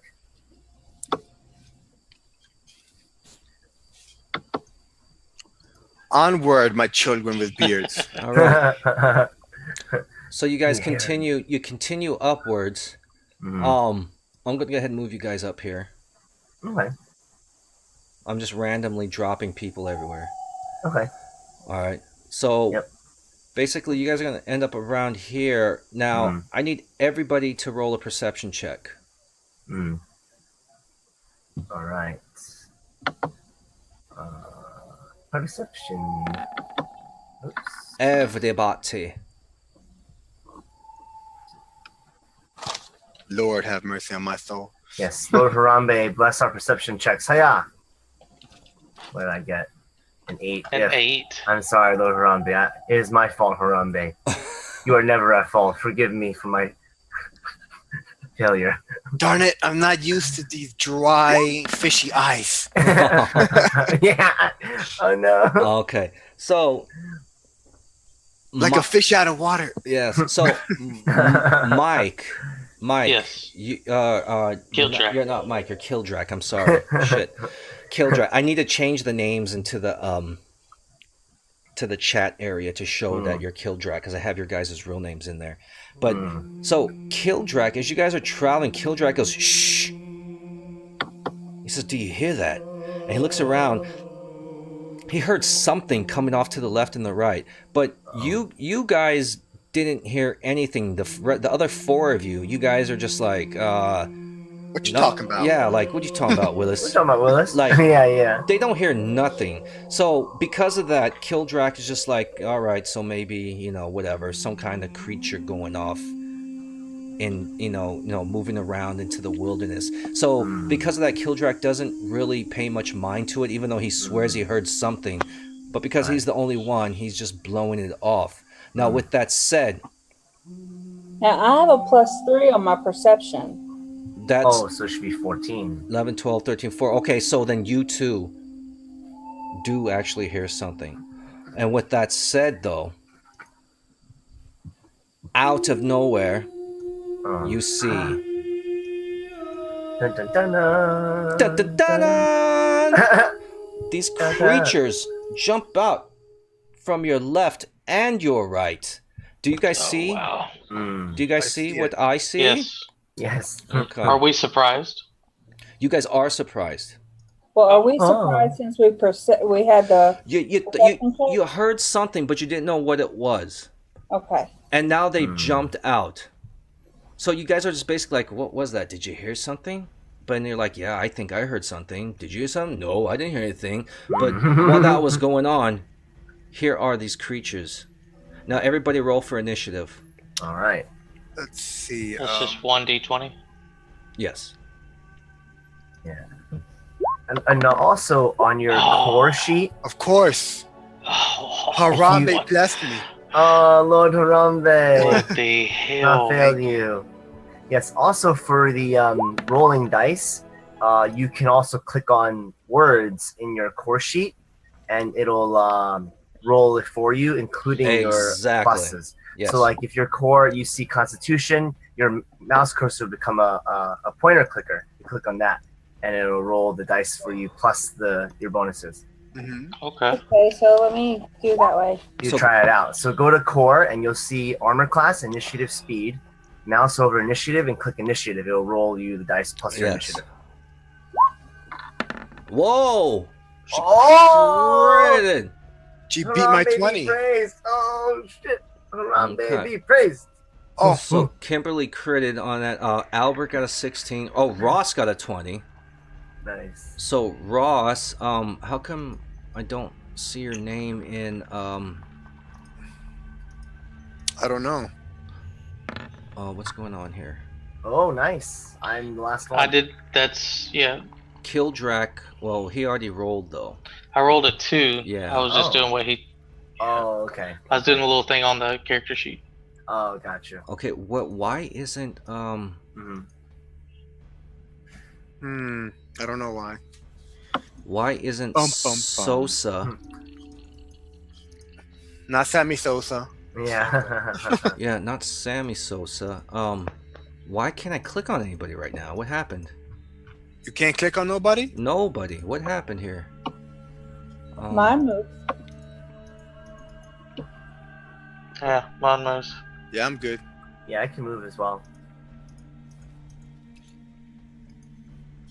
What the heck is going on? All of a sudden, I can't grab anybody. Weird. Oh, I was able to grab everyone before. It must have been when you let. It must have been love.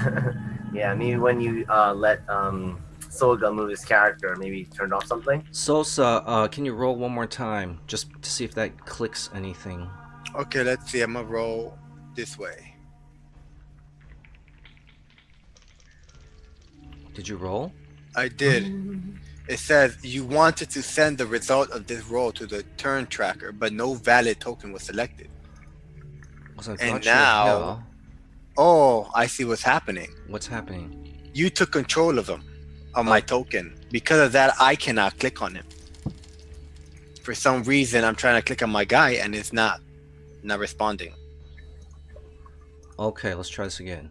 And the plot thickens. Wow. Perhaps this So is the real enemy. now when I go back to objects and tokens, though, I can click everyone except for you. What's going on? Solga. Solga, what happened? He is ascended to godhood. Let me control him again. He's Give me untouchable. control. Untouchable. Well, no, you should. Yeah, you should have always had control of him. Let's try to figure this out. I can control. This is exciting. I can control everybody except for you, Soga. Okay, you What try to. happened? You must have done something because I was clicking a few moments ago. I moved them, remember?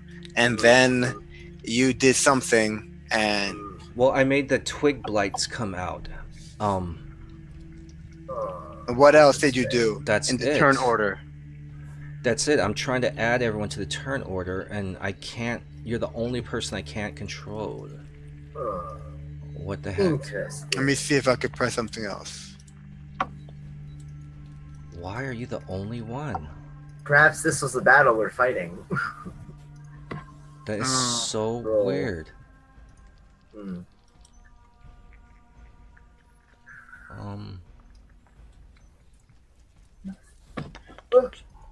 Kagebunshi no Jutsu. All right, Now just there's to two of them. just to okay, let's ignore the first Soga. Just Okay. just so we can move on. Oh, God, get Okay, them I cheap. can't control him neither. Okay, I no. did it now. Okay. So there you got it? Mm-hmm. Okay, we're just gonna use that for now. We'll try to figure it out later. But All right. let's go ahead. So as you guys are traveling along, all of a sudden you heard some. It appeared that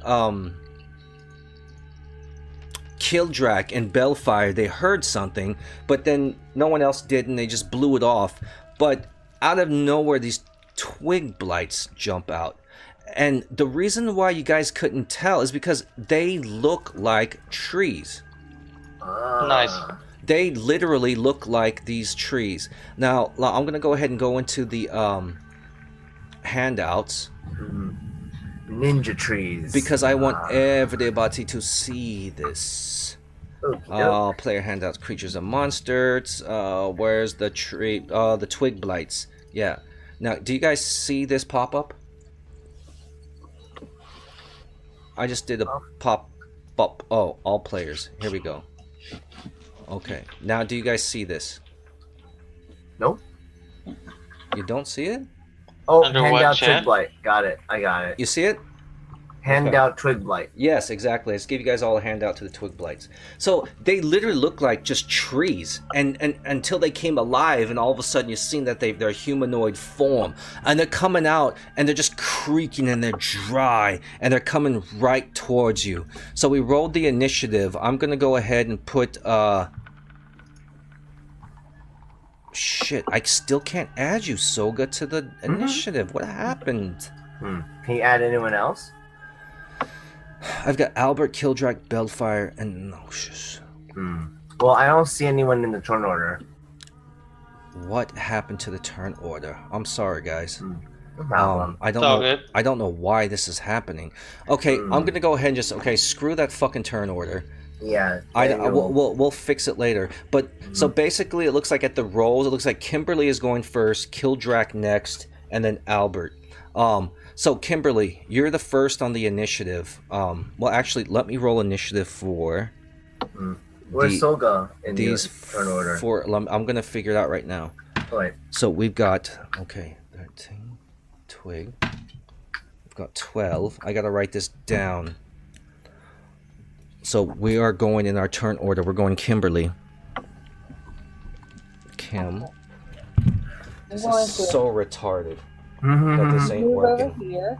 So Kim is gonna go first, and it looks like Kildrak. I don't know why it's not working. We'll figure it out later. And then we have Ross, Soga, and then it's gonna go Twig Blight. Twig. Let me roll again. And then we have Dralian. And then Twigs. And then all the other Twigs. Alright, so we got Kim, Kildrak, and then it's gonna go to what did Albert roll? I rolled a 16. Okay. It's gonna go Kim, Kildrak, Albert.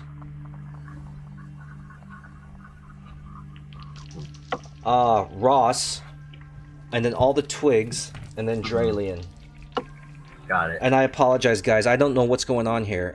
This is a little glitch that we're gonna have to figure out after the campaign. All right. Fine. But so now that we got that, so Kimberly, I said you're up first up, right?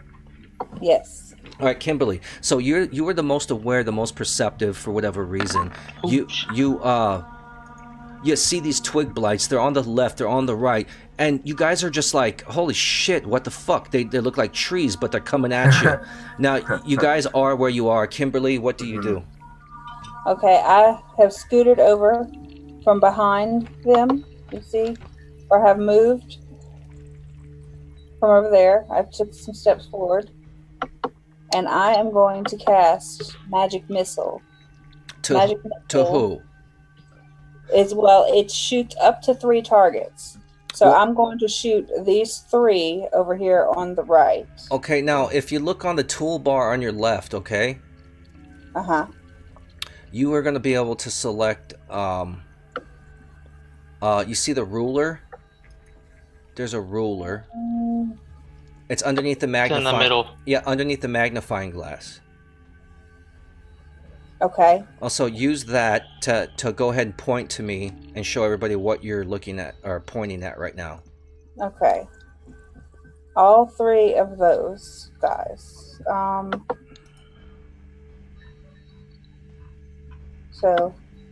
Yes, exactly. Use that. Use that and you're pointing at them. Where's your character sheet? Bellfire. And you said you're using magic missile? Yes. And if you click on 1 second here. Where's your spells?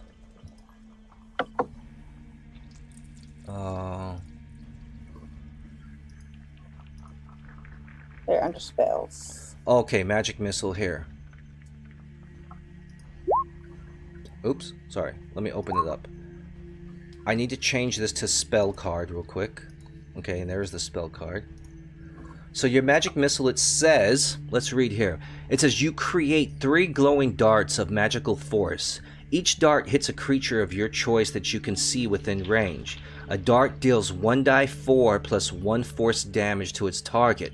The darts all strike simultaneously and you can direct them to hit one creature or several. So you're saying that you want to go ahead and direct your 3 darts to hit 3 different targets. Yes. Okay. So we'll go ahead. Let me change in your character sheet. Bellfire. I've got it set for spell card. We're going to send it for attack. So go ahead and roll your attack now. Click on. That was cool. How the hell did that just happen? I don't know. It was awesome. So go But ahead. Sam? Go ahead and roll, Kimberly. Click on in your character sheet where it says magic missile. Mm-hmm. Actually, literally click magic missile.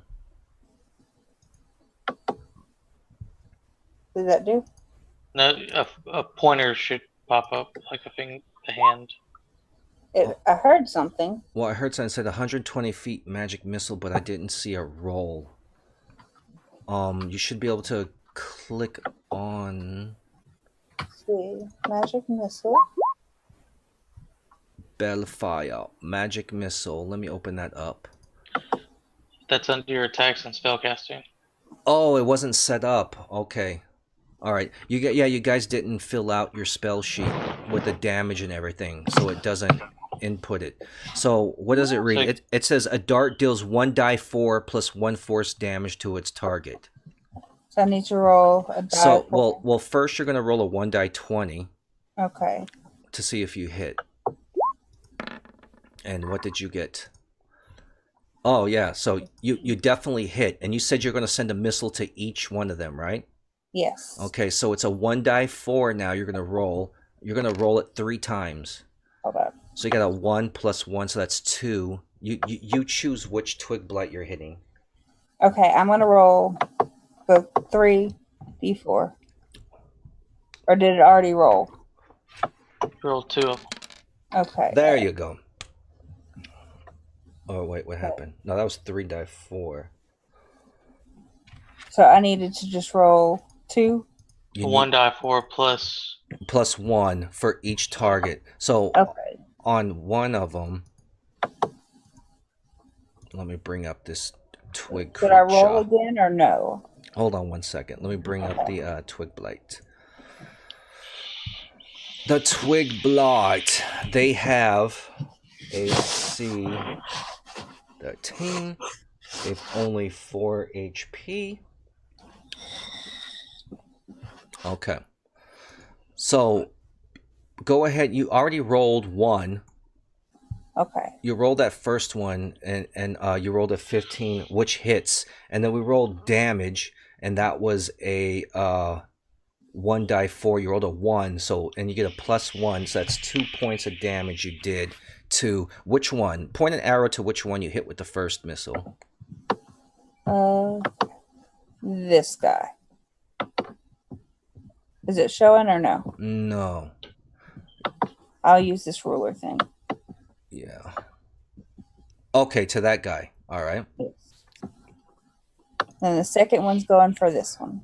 Beam. Hold on 1 second. Magic. So you first blasted this guy here. And you blasted him, and you did 2 points of damage to him. Okay. So he's falling over on the floor. So he felt it. You straight up, you did your little incantation. Like, I don't know exactly, how does it work for you? What do you do? Is it voice? Is it symbol? It's hand and voice. So okay. So what did you do? Go ahead and role play for us. Let me get to that. I went. La la la la la.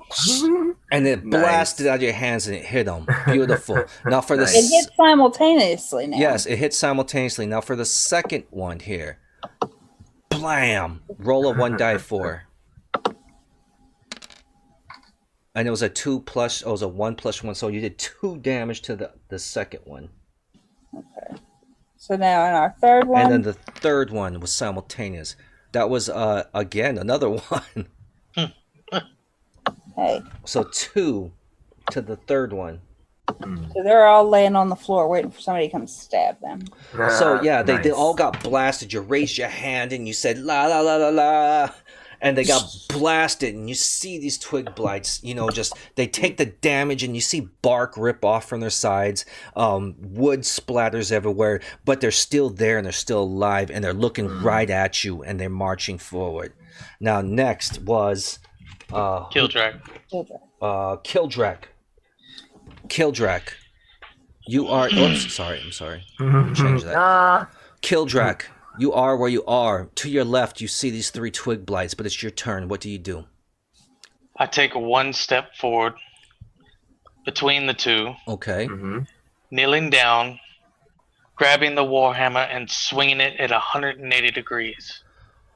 1 second here. Let me bring up your character. Whirlwind!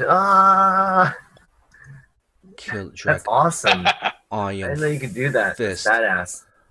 That's one of your attacks? No, that's just I want to swing at both of them. Wait, can you do that? Well, that's what I'm Can trying I? to say, because I think you can only attack one person at a time. Oh. Unless there's some kind of Savage. unless there's some kind of a spell or action that you have that allows you to do otherwise. Because basically, you're a fighter, right? You got your Right. Proficient with the warhammer. yeah. So I think you have to pick one, unless you guys know something I don't. It'd be badass though if you could. Whirlwind! Well, yeah, but whirlwind would be Shoryuken. awesome. But I think that would be some kind of spell or feat that you learned eventually. But right now, you've got to pick a target. Okay. Got it. So I will. What do you do? I will pick this guy above me. Awesome.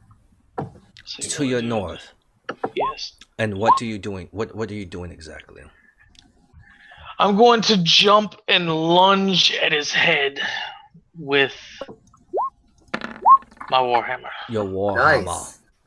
And you 16 rolled should a hit. 16. Oh, you definitely hit. So you jumped and you raised and you picked up your warhammer and you just go, yeah, and you come down with this overhand strike and you hit him. Now roll for damage.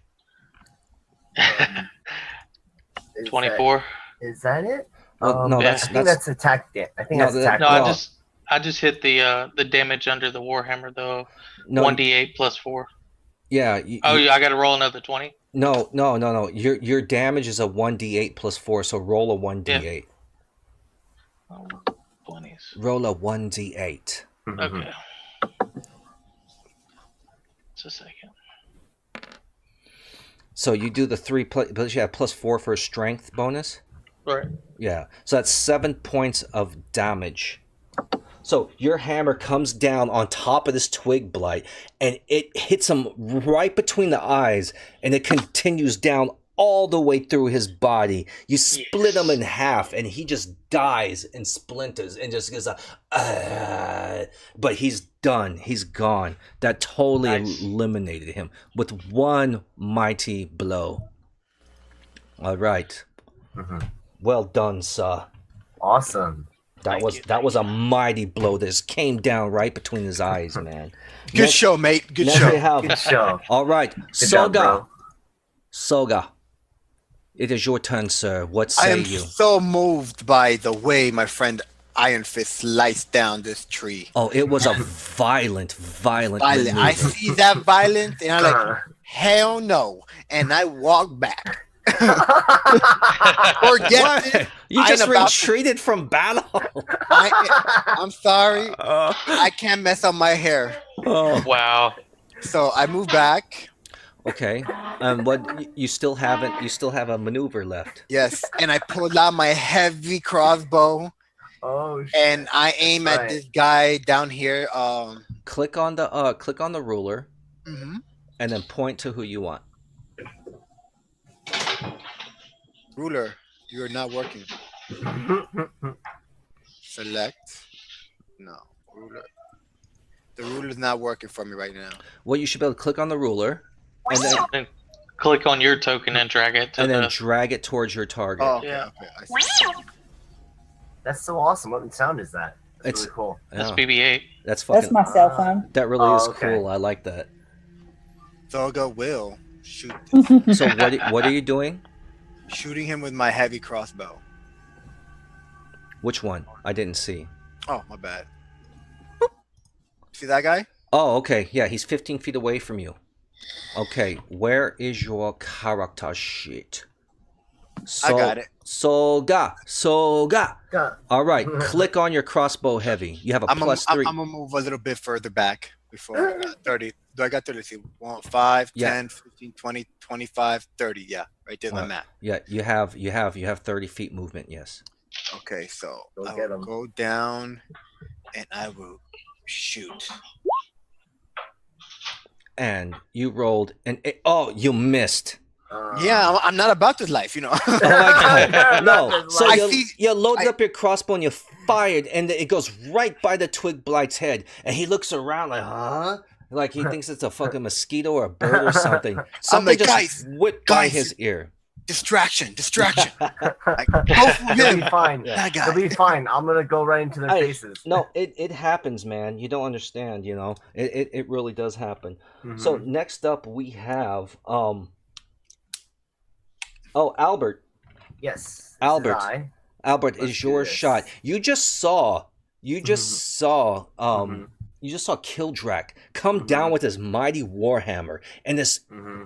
evil sounding dwarven rage and split this twig blight right in two. Mm. And at the same time you look behind you and to your left and Yep, and they'll and fire. Soga fires a crossbow bolt Yep. and Oh. misses. Now you realize you're Fine. like, oh shit, we have these two blights here to my left and Uh-huh. 3 to your right. What do you do? Mhm.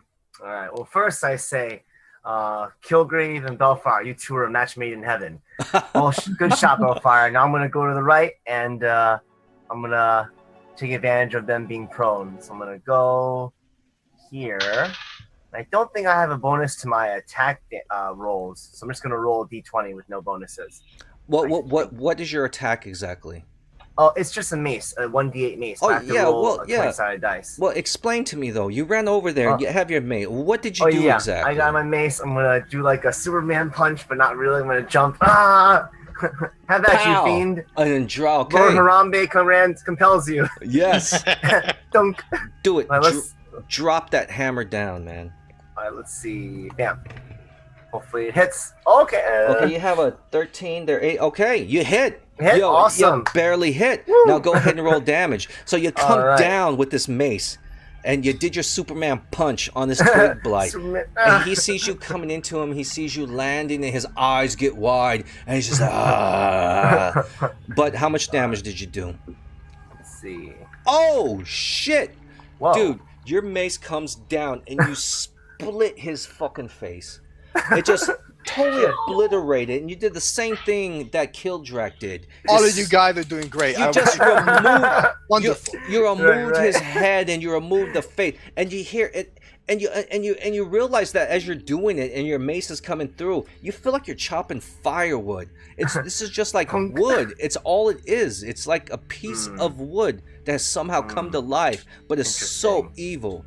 He's so evil, but you can just Evil. sense that they want nothing more than to get rid of you. Boom, he's done. He's down.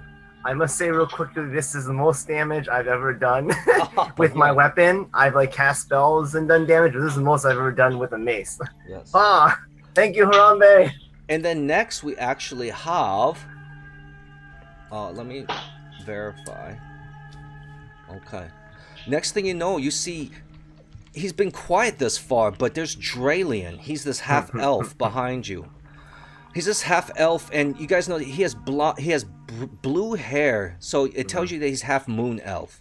He has ice blue eyes, and that confirms that he's half moon elf. His skin is palish, pinkish, purplish, but all of a sudden you see him look at one of the twig blights, and he says this incantation. He points his fist and he goes, "Cheetah!" And this purple flame bursts from his hands. And it heads over towards the character.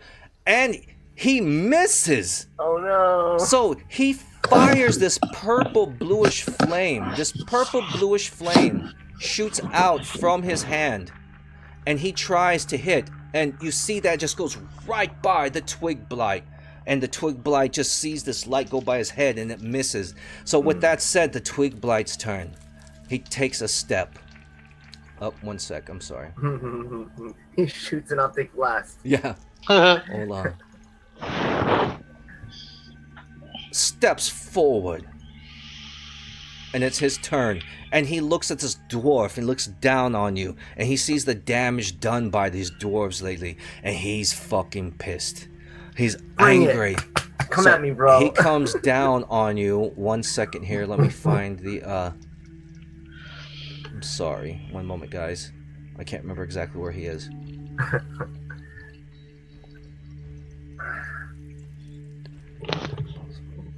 Oh, so he comes through with his hands. His hands are these weapons. They're just branches. They're long and they're sharp. So they're like Wolverine claws. And so basically he looks at you and he's like, shunk, and these long wooden claws look at you and he goes to strike you. Now, what's your AC, Albert? 18. Okay, 1 second here. 1 die 20 roll. Oh, he just hits you. Oh no. Oh, he just hits you. So his claws come out and he reaches at you with both his hands. His claws go right towards your midsection. And somehow, some way, one of those claws managed to get past your armor. And they do some damage. And that damage is going to be...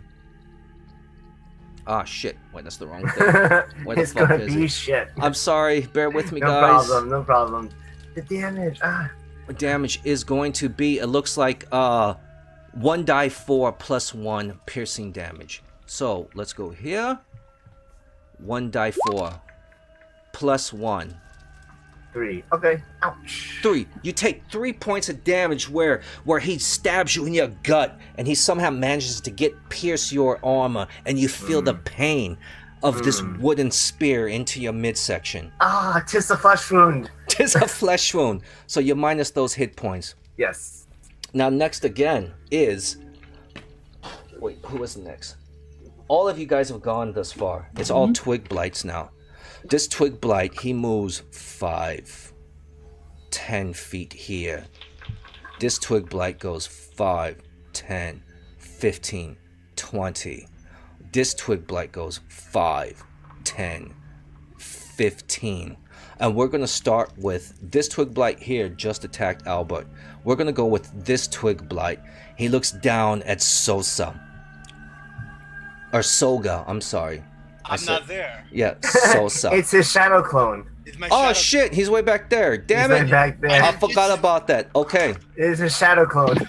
So he moves over here. I'm also. I forgot about that. Ninja. Oh. Last thing he realized that I was a ninja. So this twig blight aims his branches. He shoots out his Wolverine-like branch claws, shunk, and he goes towards this dragon-born creature. And he's going to roll his D20. Oh, and he misses. So he goes at He goes at Bellfire with an attack. Shoots towards you. You see the attack. You move to the left and it easily avoid it. It goes to your right. And you're like, whoo! That could have been bad, but it wasn't. Good job. The next Twig Blight. It goes ahead and rolls a d20 towards Kildrak. He's right there in front of you. He has menace and malice in his eyes. He rolls his 1d20. And what's your AC? He misses. Another attack on you just misses. You just see him rear up and go ahead and attack you with his Wolverine-like tree claws that come through, but it totally misses. You scoot to the left or to the right and you dodge it and you see the attack go right past you. Nothing happens. The next Twig Blight comes with his next attack and he rolls because you have one right behind you. We have one extra on here.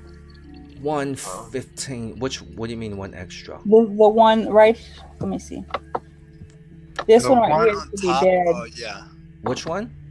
This one up here Yeah. should be dead. Yeah, because Kilgrave killed it his last turn. Oh shit. Damn, my bad. I'm sorry. No problem. Thank you. It was a ghost. Yeah, I'm supposed to be dead. What? And his ghost just missed you anyways. But this guy just attacked you. And what was your AC, Kilgrave, there? 18. Oh, Kildrak. okay. So he missed as well. This one right here directly to your south. See, this is why we got to get the turn order situated. Because it avoids all this nonsense. But Right. in an attempt to keep things moving, we're going to do it like this. And I'm trying to remember exactly who was where. Right. So I apologize. I'm sorry, guys. No problem. It's okay. But this Twig Blight to your south, Kildrak, he again, you see their fingers turn into these long spears and he tries to stab towards your gut. You maneuver around it and he misses. Now, back to the top of the turn order. We have Kim. Or, I'm sorry, you're not Kim. Damn it, I keep doing that. Bellfire. Bellfire, I'm sorry, Bellfire. Bellfire, what do you do? Bellfire is going to finish off this one directly in front of her. Sorry. Using her mace. Nice. Hammer time.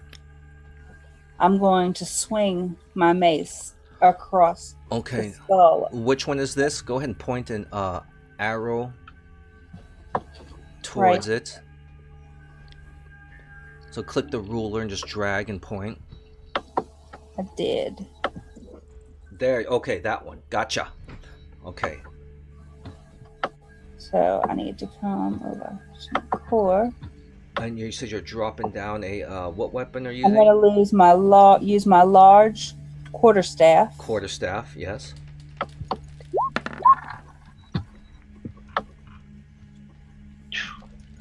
One second here. Where are we? Hold on. I'm looking at your weapons. Okay, and then you rolled. Oh, a 6. Oh, so you pull out your quarterstaff. You see this thing in front of you, and you rage, and you bring down your staff to swipe down. But he dodges it. You just missed. He's able to go ahead and lean back, and your staff just passes right past his face and his chest, down at an angle. But yes, you totally missed. Totally missed. It's all right. All right. All good. It's all good. Kildrak. Put the fear of God in him. Yes. Kildrak. I'm going to raise my mace high to the sky in one fell swoop right up under his chin. Okay. Point to Sure the you actual can. person that you're trying to hit, or the actual creature you're trying to hit. Going for this guy right here. Right there, Sure beautiful. you can. All right. Roll it. Ooh. Oh! So in your Ooh. rage, you're just in this blind rage, and you come up with your mace and you try to bring it down. The Twig Blight somehow, some way, is able to dodge it. These aren't dexterous creatures, but somehow you just swipe down and you miss him. He moves to either the left or the right and just dodges it. Similar to just what happened to Bellfire. But it's a definite miss. You missed. Wow. All right, Ross. Soga. I'm sorry, Soga. I feel proud with my illusion. Soga, So- your turn. I will move over here, move over to the side a little to get a better shot at this guy right here. Mhm. Okay, that one right there. Shoot. What are you shooting? I pump up my crossbow Uh-huh. and I go for it. And I want to know another one. Do it. Let loose. I am about to- Another Wow. miss. Another Oh, miss? Another miss. Yes, that is a miss. damn. You just missed. So this bolt goes by this twig blight's head, Got it. and he just swats at it, thinking like it's a mosquito or a fly or something just went by. And he looks down to where it came from, and he sees you. So Okay, so to finish up my movement, I'll go 5, 10, 15. I don't know, 5, 10, 15. I guess 15 will be here, right? okay, Right? yes, that'll work. Yeah, I'll give that to you. That's fine. And I'm like, oh, I saw that face. All right. So he looks at you. I'm out. I ain't about that life. It's like, what the hell did you just shoot towards me? But his eyes are on you. So now Dralian's turn. Dralian, the half-elf warlock, he sees the one that is looking at you, and he's gonna go ahead and hit him with. 1 second here. I apologize, guys. Let me bring up his character sheet. Okay. So you see him. Where is it? This dissonant whisper. Okay. You see him whisper this incantation. There's just something. It's all verbal, and he says, "Jidok naranyu aridang jintan," and this green smoke, fog, like you don't know what it is. It's like, but it's green. It's like a smoke, a fog, shoots towards him, and he rolls. Oh God!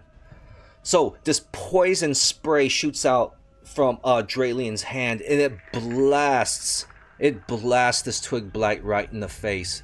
Now he needs to make a specific saving throw. What was that saving throw here for that?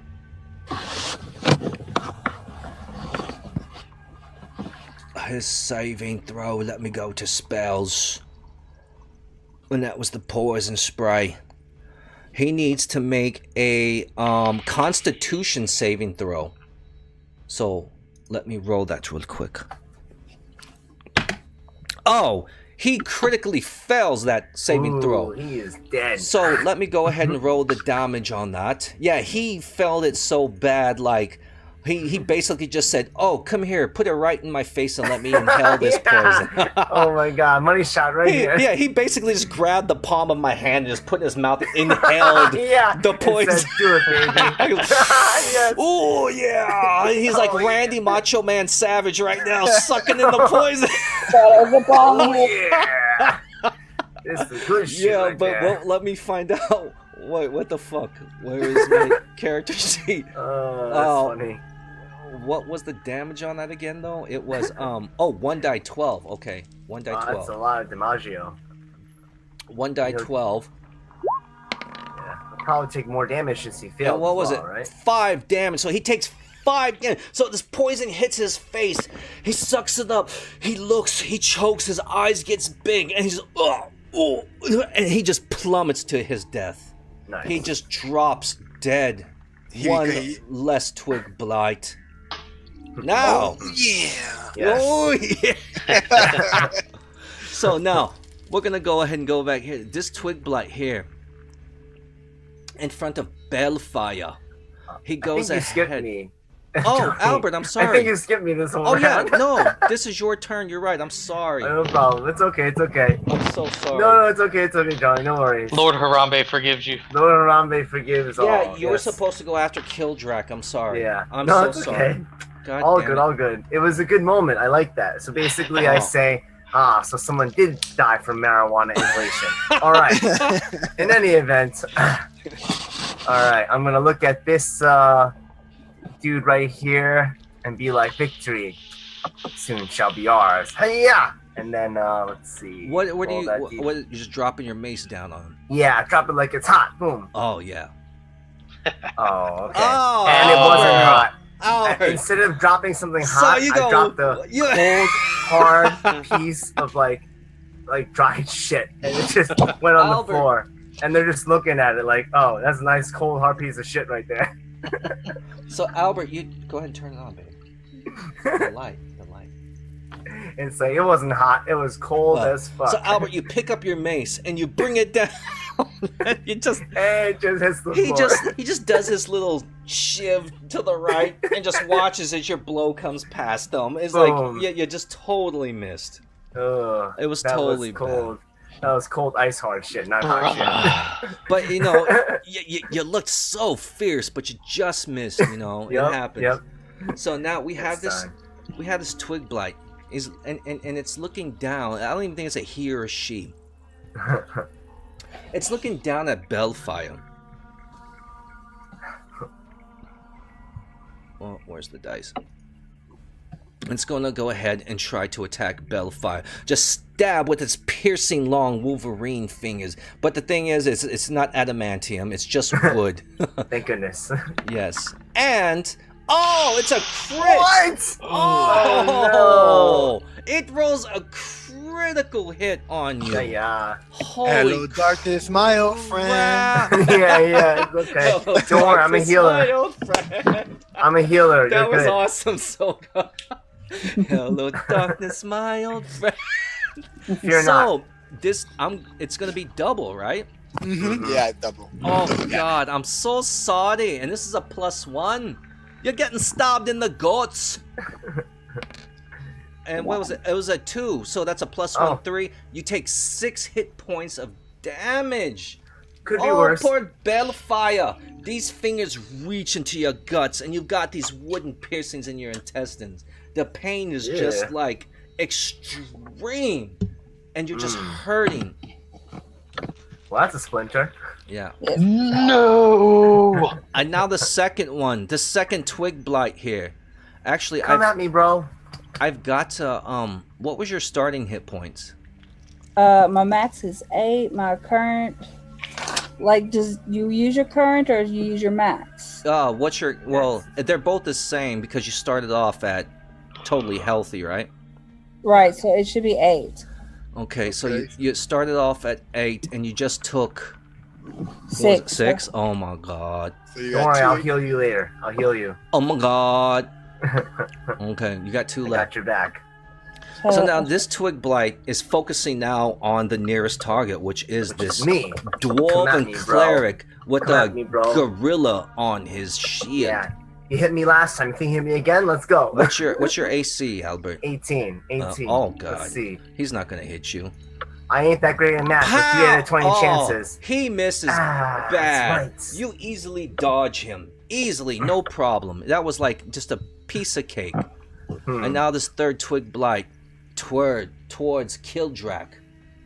He's looking at Kildrak, and all of a sudden he points his fingers up and he goes, shing! And then he goes into stab right towards your chest.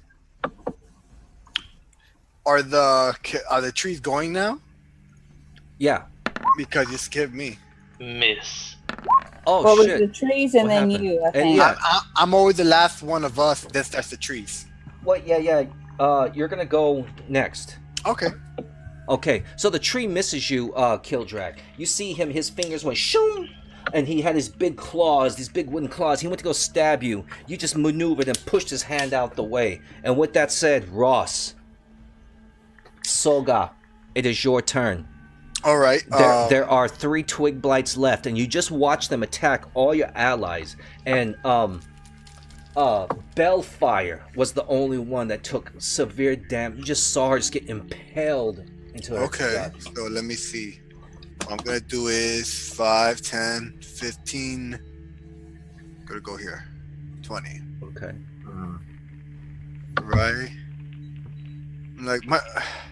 I'm like, man, you can't go down now. We just started this. Yes, exactly. So I go like, okay, crossbow, one more shot. Let's go. At which one? At the one I was attacking Bellfire, Oh, okay. which I missed. Oh God, you missed. You rolled a Oh, no. 6. Come on.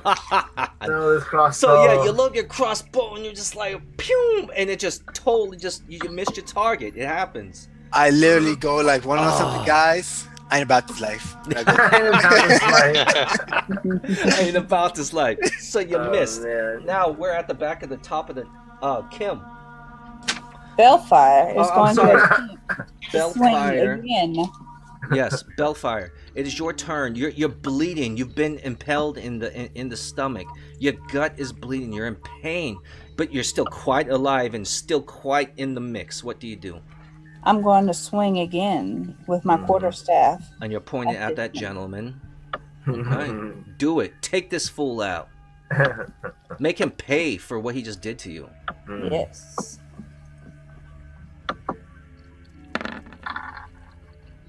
Oh, it hits. Oh, you hit. That's a Nice. hit. You just hit. So you went ahead and you swung your quarterstaff and it came across the left side of his face. Now roll for damage.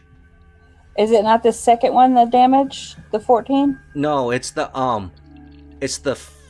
we're not doing advantage disadvantage Okay. right now, so it's going to be the roll on the left. But either way, it's a hit. So now you just need to roll for damage. Okay, it's a D8 plus 3 bludgeoning. But yeah, your quarterstaff comes down, you hit it, whack it, pow, on the left side of its face, right across the jawline. Oh god, Nice. yeah. So Nice. you Dead. you not only rip off the jaw, this wooden jaw just gets ripped off and shot into the darkness, but the neck just snaps and the twigs just crumble into a pile. It is Nice. completely and totally destroyed. Nice. It was like a mighty blow, and like the sound was just this crack, like a very disturbing sound, and it went Excellent. and it went down. Nice. So next is Kildrak. So, after the sapling swings at me and I step to the side, Yes. I swing at him with both hands on my warhammer. Okay. Okay, and apparently the only guy to your south. Damn. Roll, my friend. Oh! Nice. Wow! So you What the swing your What the hell? you swing your happened. warhammer and you just miss. The thing is like they're not even very agile creatures. They're twitching, they're jerking, but maybe at the exact same time you swung your hammer, it just jerked down. You know, tripped, and it was just awkward and clumsy, and your hammer just swings over its head, and you just miss and do no damage, man. God. Holy shit. Happens to the best of us. Yes, Okay. it does. Albert Best fall Albert is down. after Kildrak. Yes, yes. All right, cool. So I could go at this guy right here, but I noticed my ally is wounded, and I can also heal her instead of making an attack on this dude, this fool. You could. Yes. So do you think I guess I'll ask Bellfire. I don't know. Yes, yeah, Bellfire. Do you think I shall attack this fool or take my turn to heal you? I don't know. I think you should probably heal me because he's only got 2 life. There's 5 of us, 2 of them. That's fair. And probably Jillian can take out this guy for us. All right. Let me look at my spells real quick. I got a little healing spell. See, this is why we have to have a cleric. Healing word. Well, something small, something light. So 1d4 plus my spellcasting ability modifier, which is 2, I believe. Proficient bonus. I think. So yeah. I'm gonna let me do this. Spell card. Well, hold on, Albert. You yeah? gotta do your whole healing word ritual. Oh, that's right. Yes. So I thought you gotta role play it. What do you do? Yes. What does it sound like? What does it look like? Show everybody. I raise my hands to the sky. I said, Lord Harambe, please heal my ally. May she not fall at this hour and it's time.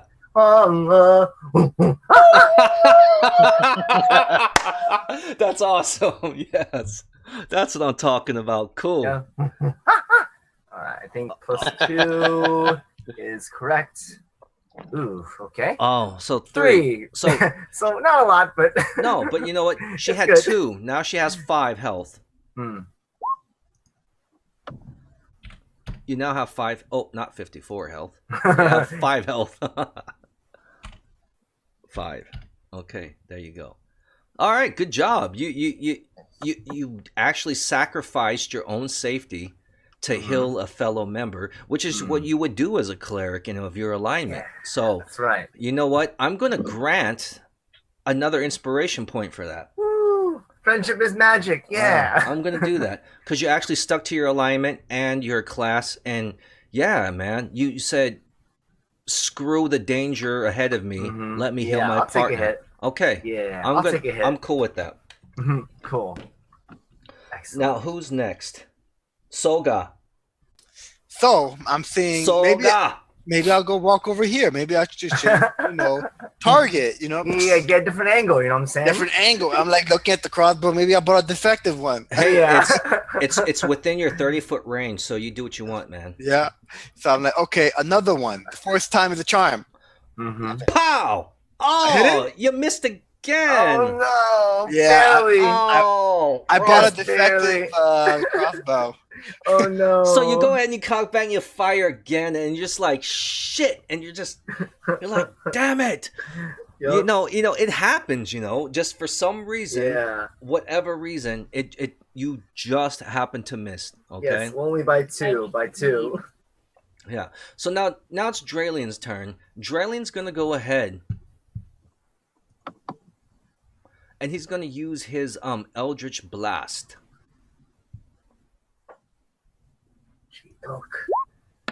Yes, exactly. Cheeto! And It misses. he missed. Oh no, bueno. So he shoots and he misses. So this flame shoots out past. 1 second. Where are we? This flame shoots out past this guy and just explodes in the tree line behind him. He misses. Now it's the Twig Blight's turn. This Twig Blight here, Albert, he looks at you. He looks down on you. And he's going to go ahead and swing down on you with his claws, his Wolverine type twig claws are going to come down on you. Oh, fail, baby. It's a critical fail. He goes and he slaps himself in the face. So he actually comes and he swings down you and he misses you so bad that the momentum carries his arm back around and he slaps himself in the face. And now the Twig Blight falls on the ground and he is prone. And Excellent. And everyone's going to have a +2 on hitting him. Nice. Okay. Now the second Twig Blight, he looks at the dwarf in front of him, and he does the same thing. Shing! These razor sharp. Well, they're not razor sharp. They're fucking wood twigs. sharp. They're wood sharp fucking twigs. And he goes to Splinters. fucking stab Kildrak right in his fucking guts. His fucking guts. Yeah, in your fucking guts. Oh, and he misses. So Kildrak sees the attack. He parries it. He's able to swap the hands to the side, and they miss. And we go to the top of the attack order. So now, God damn it, Bellfire. Bellfire. She is going to step up 1. I don't have control of me again. Oh, you don't? Maybe I have to use the pointer. Go to your pointer. Okay. Yeah, you have to go to the pointer. Okay, there we go. Okay. And then I'm going to go for this one. Beautiful. I need to get over here again. What are you doing? Moving One here. step. Oh, there you go. Okay. So I can attack that one. What are you doing for your attack exactly? I'm going to role play for us what you're doing. I am going to take my quarterstaff Yes. and whip it around and crack it across its head. Nice. Show me your swipe. What do you do with your swipe? Well, it's a 7, so what does that mean? It means I missed. No, it says you got 23. Are you kidding me? You rolled a 23. Okay. Yeah, plus missed. 2. So I'm pulling back with it because it's 2-hand. Yeah. Just crack it across. Whack! And it's this huge. How tall are you? I'm 6'3". Oh my God! Nice. this That's a big tall, lizard. huge 6'3" Yeah. being, and she's just covered in scales. She's this lizard, and this quarterstaff and this rage, raw, pow, hits this twig blight along the side of its fucking head. And now roll for damage. The damage on that one is D8 plus 3. Nice. Oh my god. Nice. You hit this thing so damn hard with such a strong blow and do so much damage that it flies off into the tree line. And just you hear a plunk clunk and it's Nice. fucking done. It's Excellent. so dead. Now, I distracted him. Yeah, nice. Well done. Arrows. now Kildrak, your turn, my friend. I'm going to attempt another lunging jump, wielding the warhammer over my head Yes. to come down on top. And Do it, brother. let's roll for that.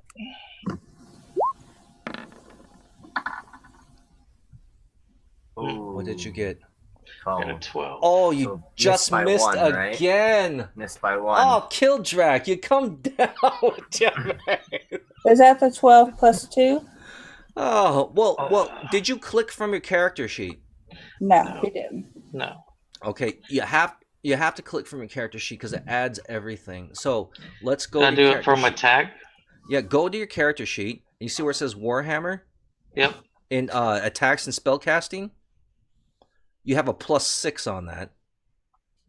Yeah. Oh, I Did it put show it you on no, mine. yeah, Uh, do it. So you've been hitting this whole time, god damn it, and you fucking been doing it wrong. Wow. like, I'm testing them. You're like, no, I didn't know that. We have nothing to worry about. Let's just tease them. Let's lead them along. Make Oh, them think they have a wow. chance. Dude, you Interesting. come down with your hammer finally. Something woke up in you. We don't know what. But you were just like, rah! And you smash this fucking thing. It splinters, wood everywhere, everything. Everyone is looking at you in awe because of this rage. This fucking power and rage that came out of such a little body just destroyed this thing, and it's just fucking disintegrated into splinters. And I with feel that, safe. combat ends. Got you. I didn't realize that weapons gave you +2 to your attack roll. I've been doing it wrong too. Yeah. Because mine gives +3. Jeez, guys, come on, man. You have to you roll from your character sheet because it Got adds it. adds your strength or your dexterity or whatever it is accordingly. Gotcha. Okay? But well, hey, you survived. Yay. Everyone's alive. And with that, I say we go ahead and we end the campaign for this week for now. Sounds We'll, good. we'll pick up next Saturday, but dude, that was cool, man. That was fun. That That was was awesome. fun. Awesome. Yeah, that was fun. I hope Are you you guys gonna? No, go Go ahead. ahead.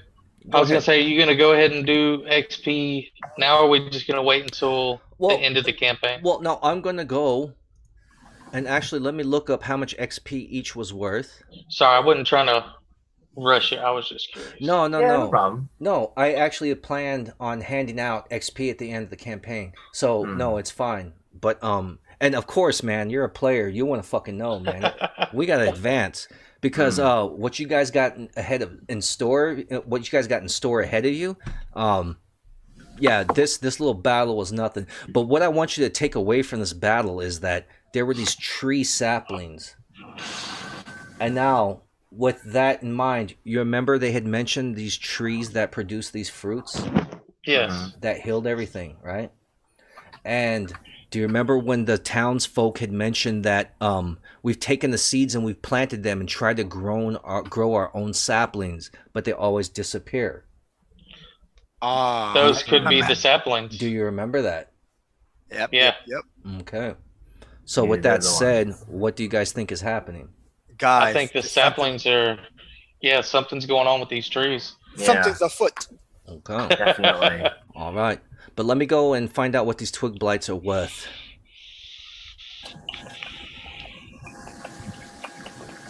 In reality, the whole time I was really missing on purpose while I was. Yeah. Nice. That sounds good. I was doing it all on purpose, Nice. So we had Ross, since you're my technical advisor, you're my Tech. you're my audio visual guy. You're the nerd that brings in the VCR so we can watch monkeys having sex in science class. Okay, Nice. Right. That's great. That's Um, gas. It's Or 20. Hey, leave Robbie out of this. We have 25 XP for everybody for each blight. There were 6 blights. So 25 times 6 is what? fine. Oh boy. 150. There you go. Okay. Everybody gets that. Now, if you could please, Ross, find out how many XP is needed to reach level 2. 300. 300. How many? 300. Okay. All right. Now, I'm going to give you guys another 25 XP each for asking everyone in town for questions on Sunless Citadel. Awesome. What's up? The performance, right, and everything. Yeah. You know, 175, baby. Okay. Yes. And I think this is a perfect time because it's 9:15 now here in New York, but I think this is a perfect time to end this campaign. You guys are on the road, and you fought these twig blights, and you're just about to reach the Citadel. And Good to hear. and we're all good for next Saturday, 8 p.m. Yes. Yep. Yeah. And we get on 7, right? For Yes, cams. we get on 7 and we discuss things an hour before, and then we go live at 8. Sounds gas to me. Sounds good, man. But man, I hope you guys had fun, man. It was fun. Dude. But that It was cool. definitely an icebreaker. You Yeah, know what? for Yeah, sure. exactly. And you guys had your first little battle, and the little battle, hopefully exposed some answers to some questions, or piqued your curiosity, maybe. But this go ahead. I'm sorry, brother. I was gonna say I'm interested to see what happens next. Yeah. Oh yeah. Good. Yeah. Good, because there's a lot that's happening next. So far, you guys, we're in town. We've we've determined why we're all here. You guys are all here for a specific reason. You guys did your job to go ahead and find out answers on what's going on with Sunless Citadel, and now you're on your way. So we'll pick up where we left off next week, and next week you guys will be in the Sunless Citadel. I hope you're ready. Nice. Ooh, nice. I hope you're ready. But I think we're off to a great start. Definitely. All right, man. But if you guys want to hang out for a while and we can chat after the stream, we can do that. Definitely, dude. Okay, so I'm going to end the stream now, and then let's hang out for a bit and just discuss things. Are we cool with Sounds that? good. All right, cool. Roll initiative. Yes! Thank you for joining the Roll Initiative crew. Stay tuned next week. Episode 2 of the Sunless Citadel. That was fun, man. Thanks, Will we guys. survive? Oh my Will we god. figure out what happened to the people? Well, I don't Find know. out next time. The way you On guys, Dragon Ball Z. the way you guys keep missing, no one's gonna survive for very fucking long. All right, guys. Good night. Peace out. Peace out, man. Later.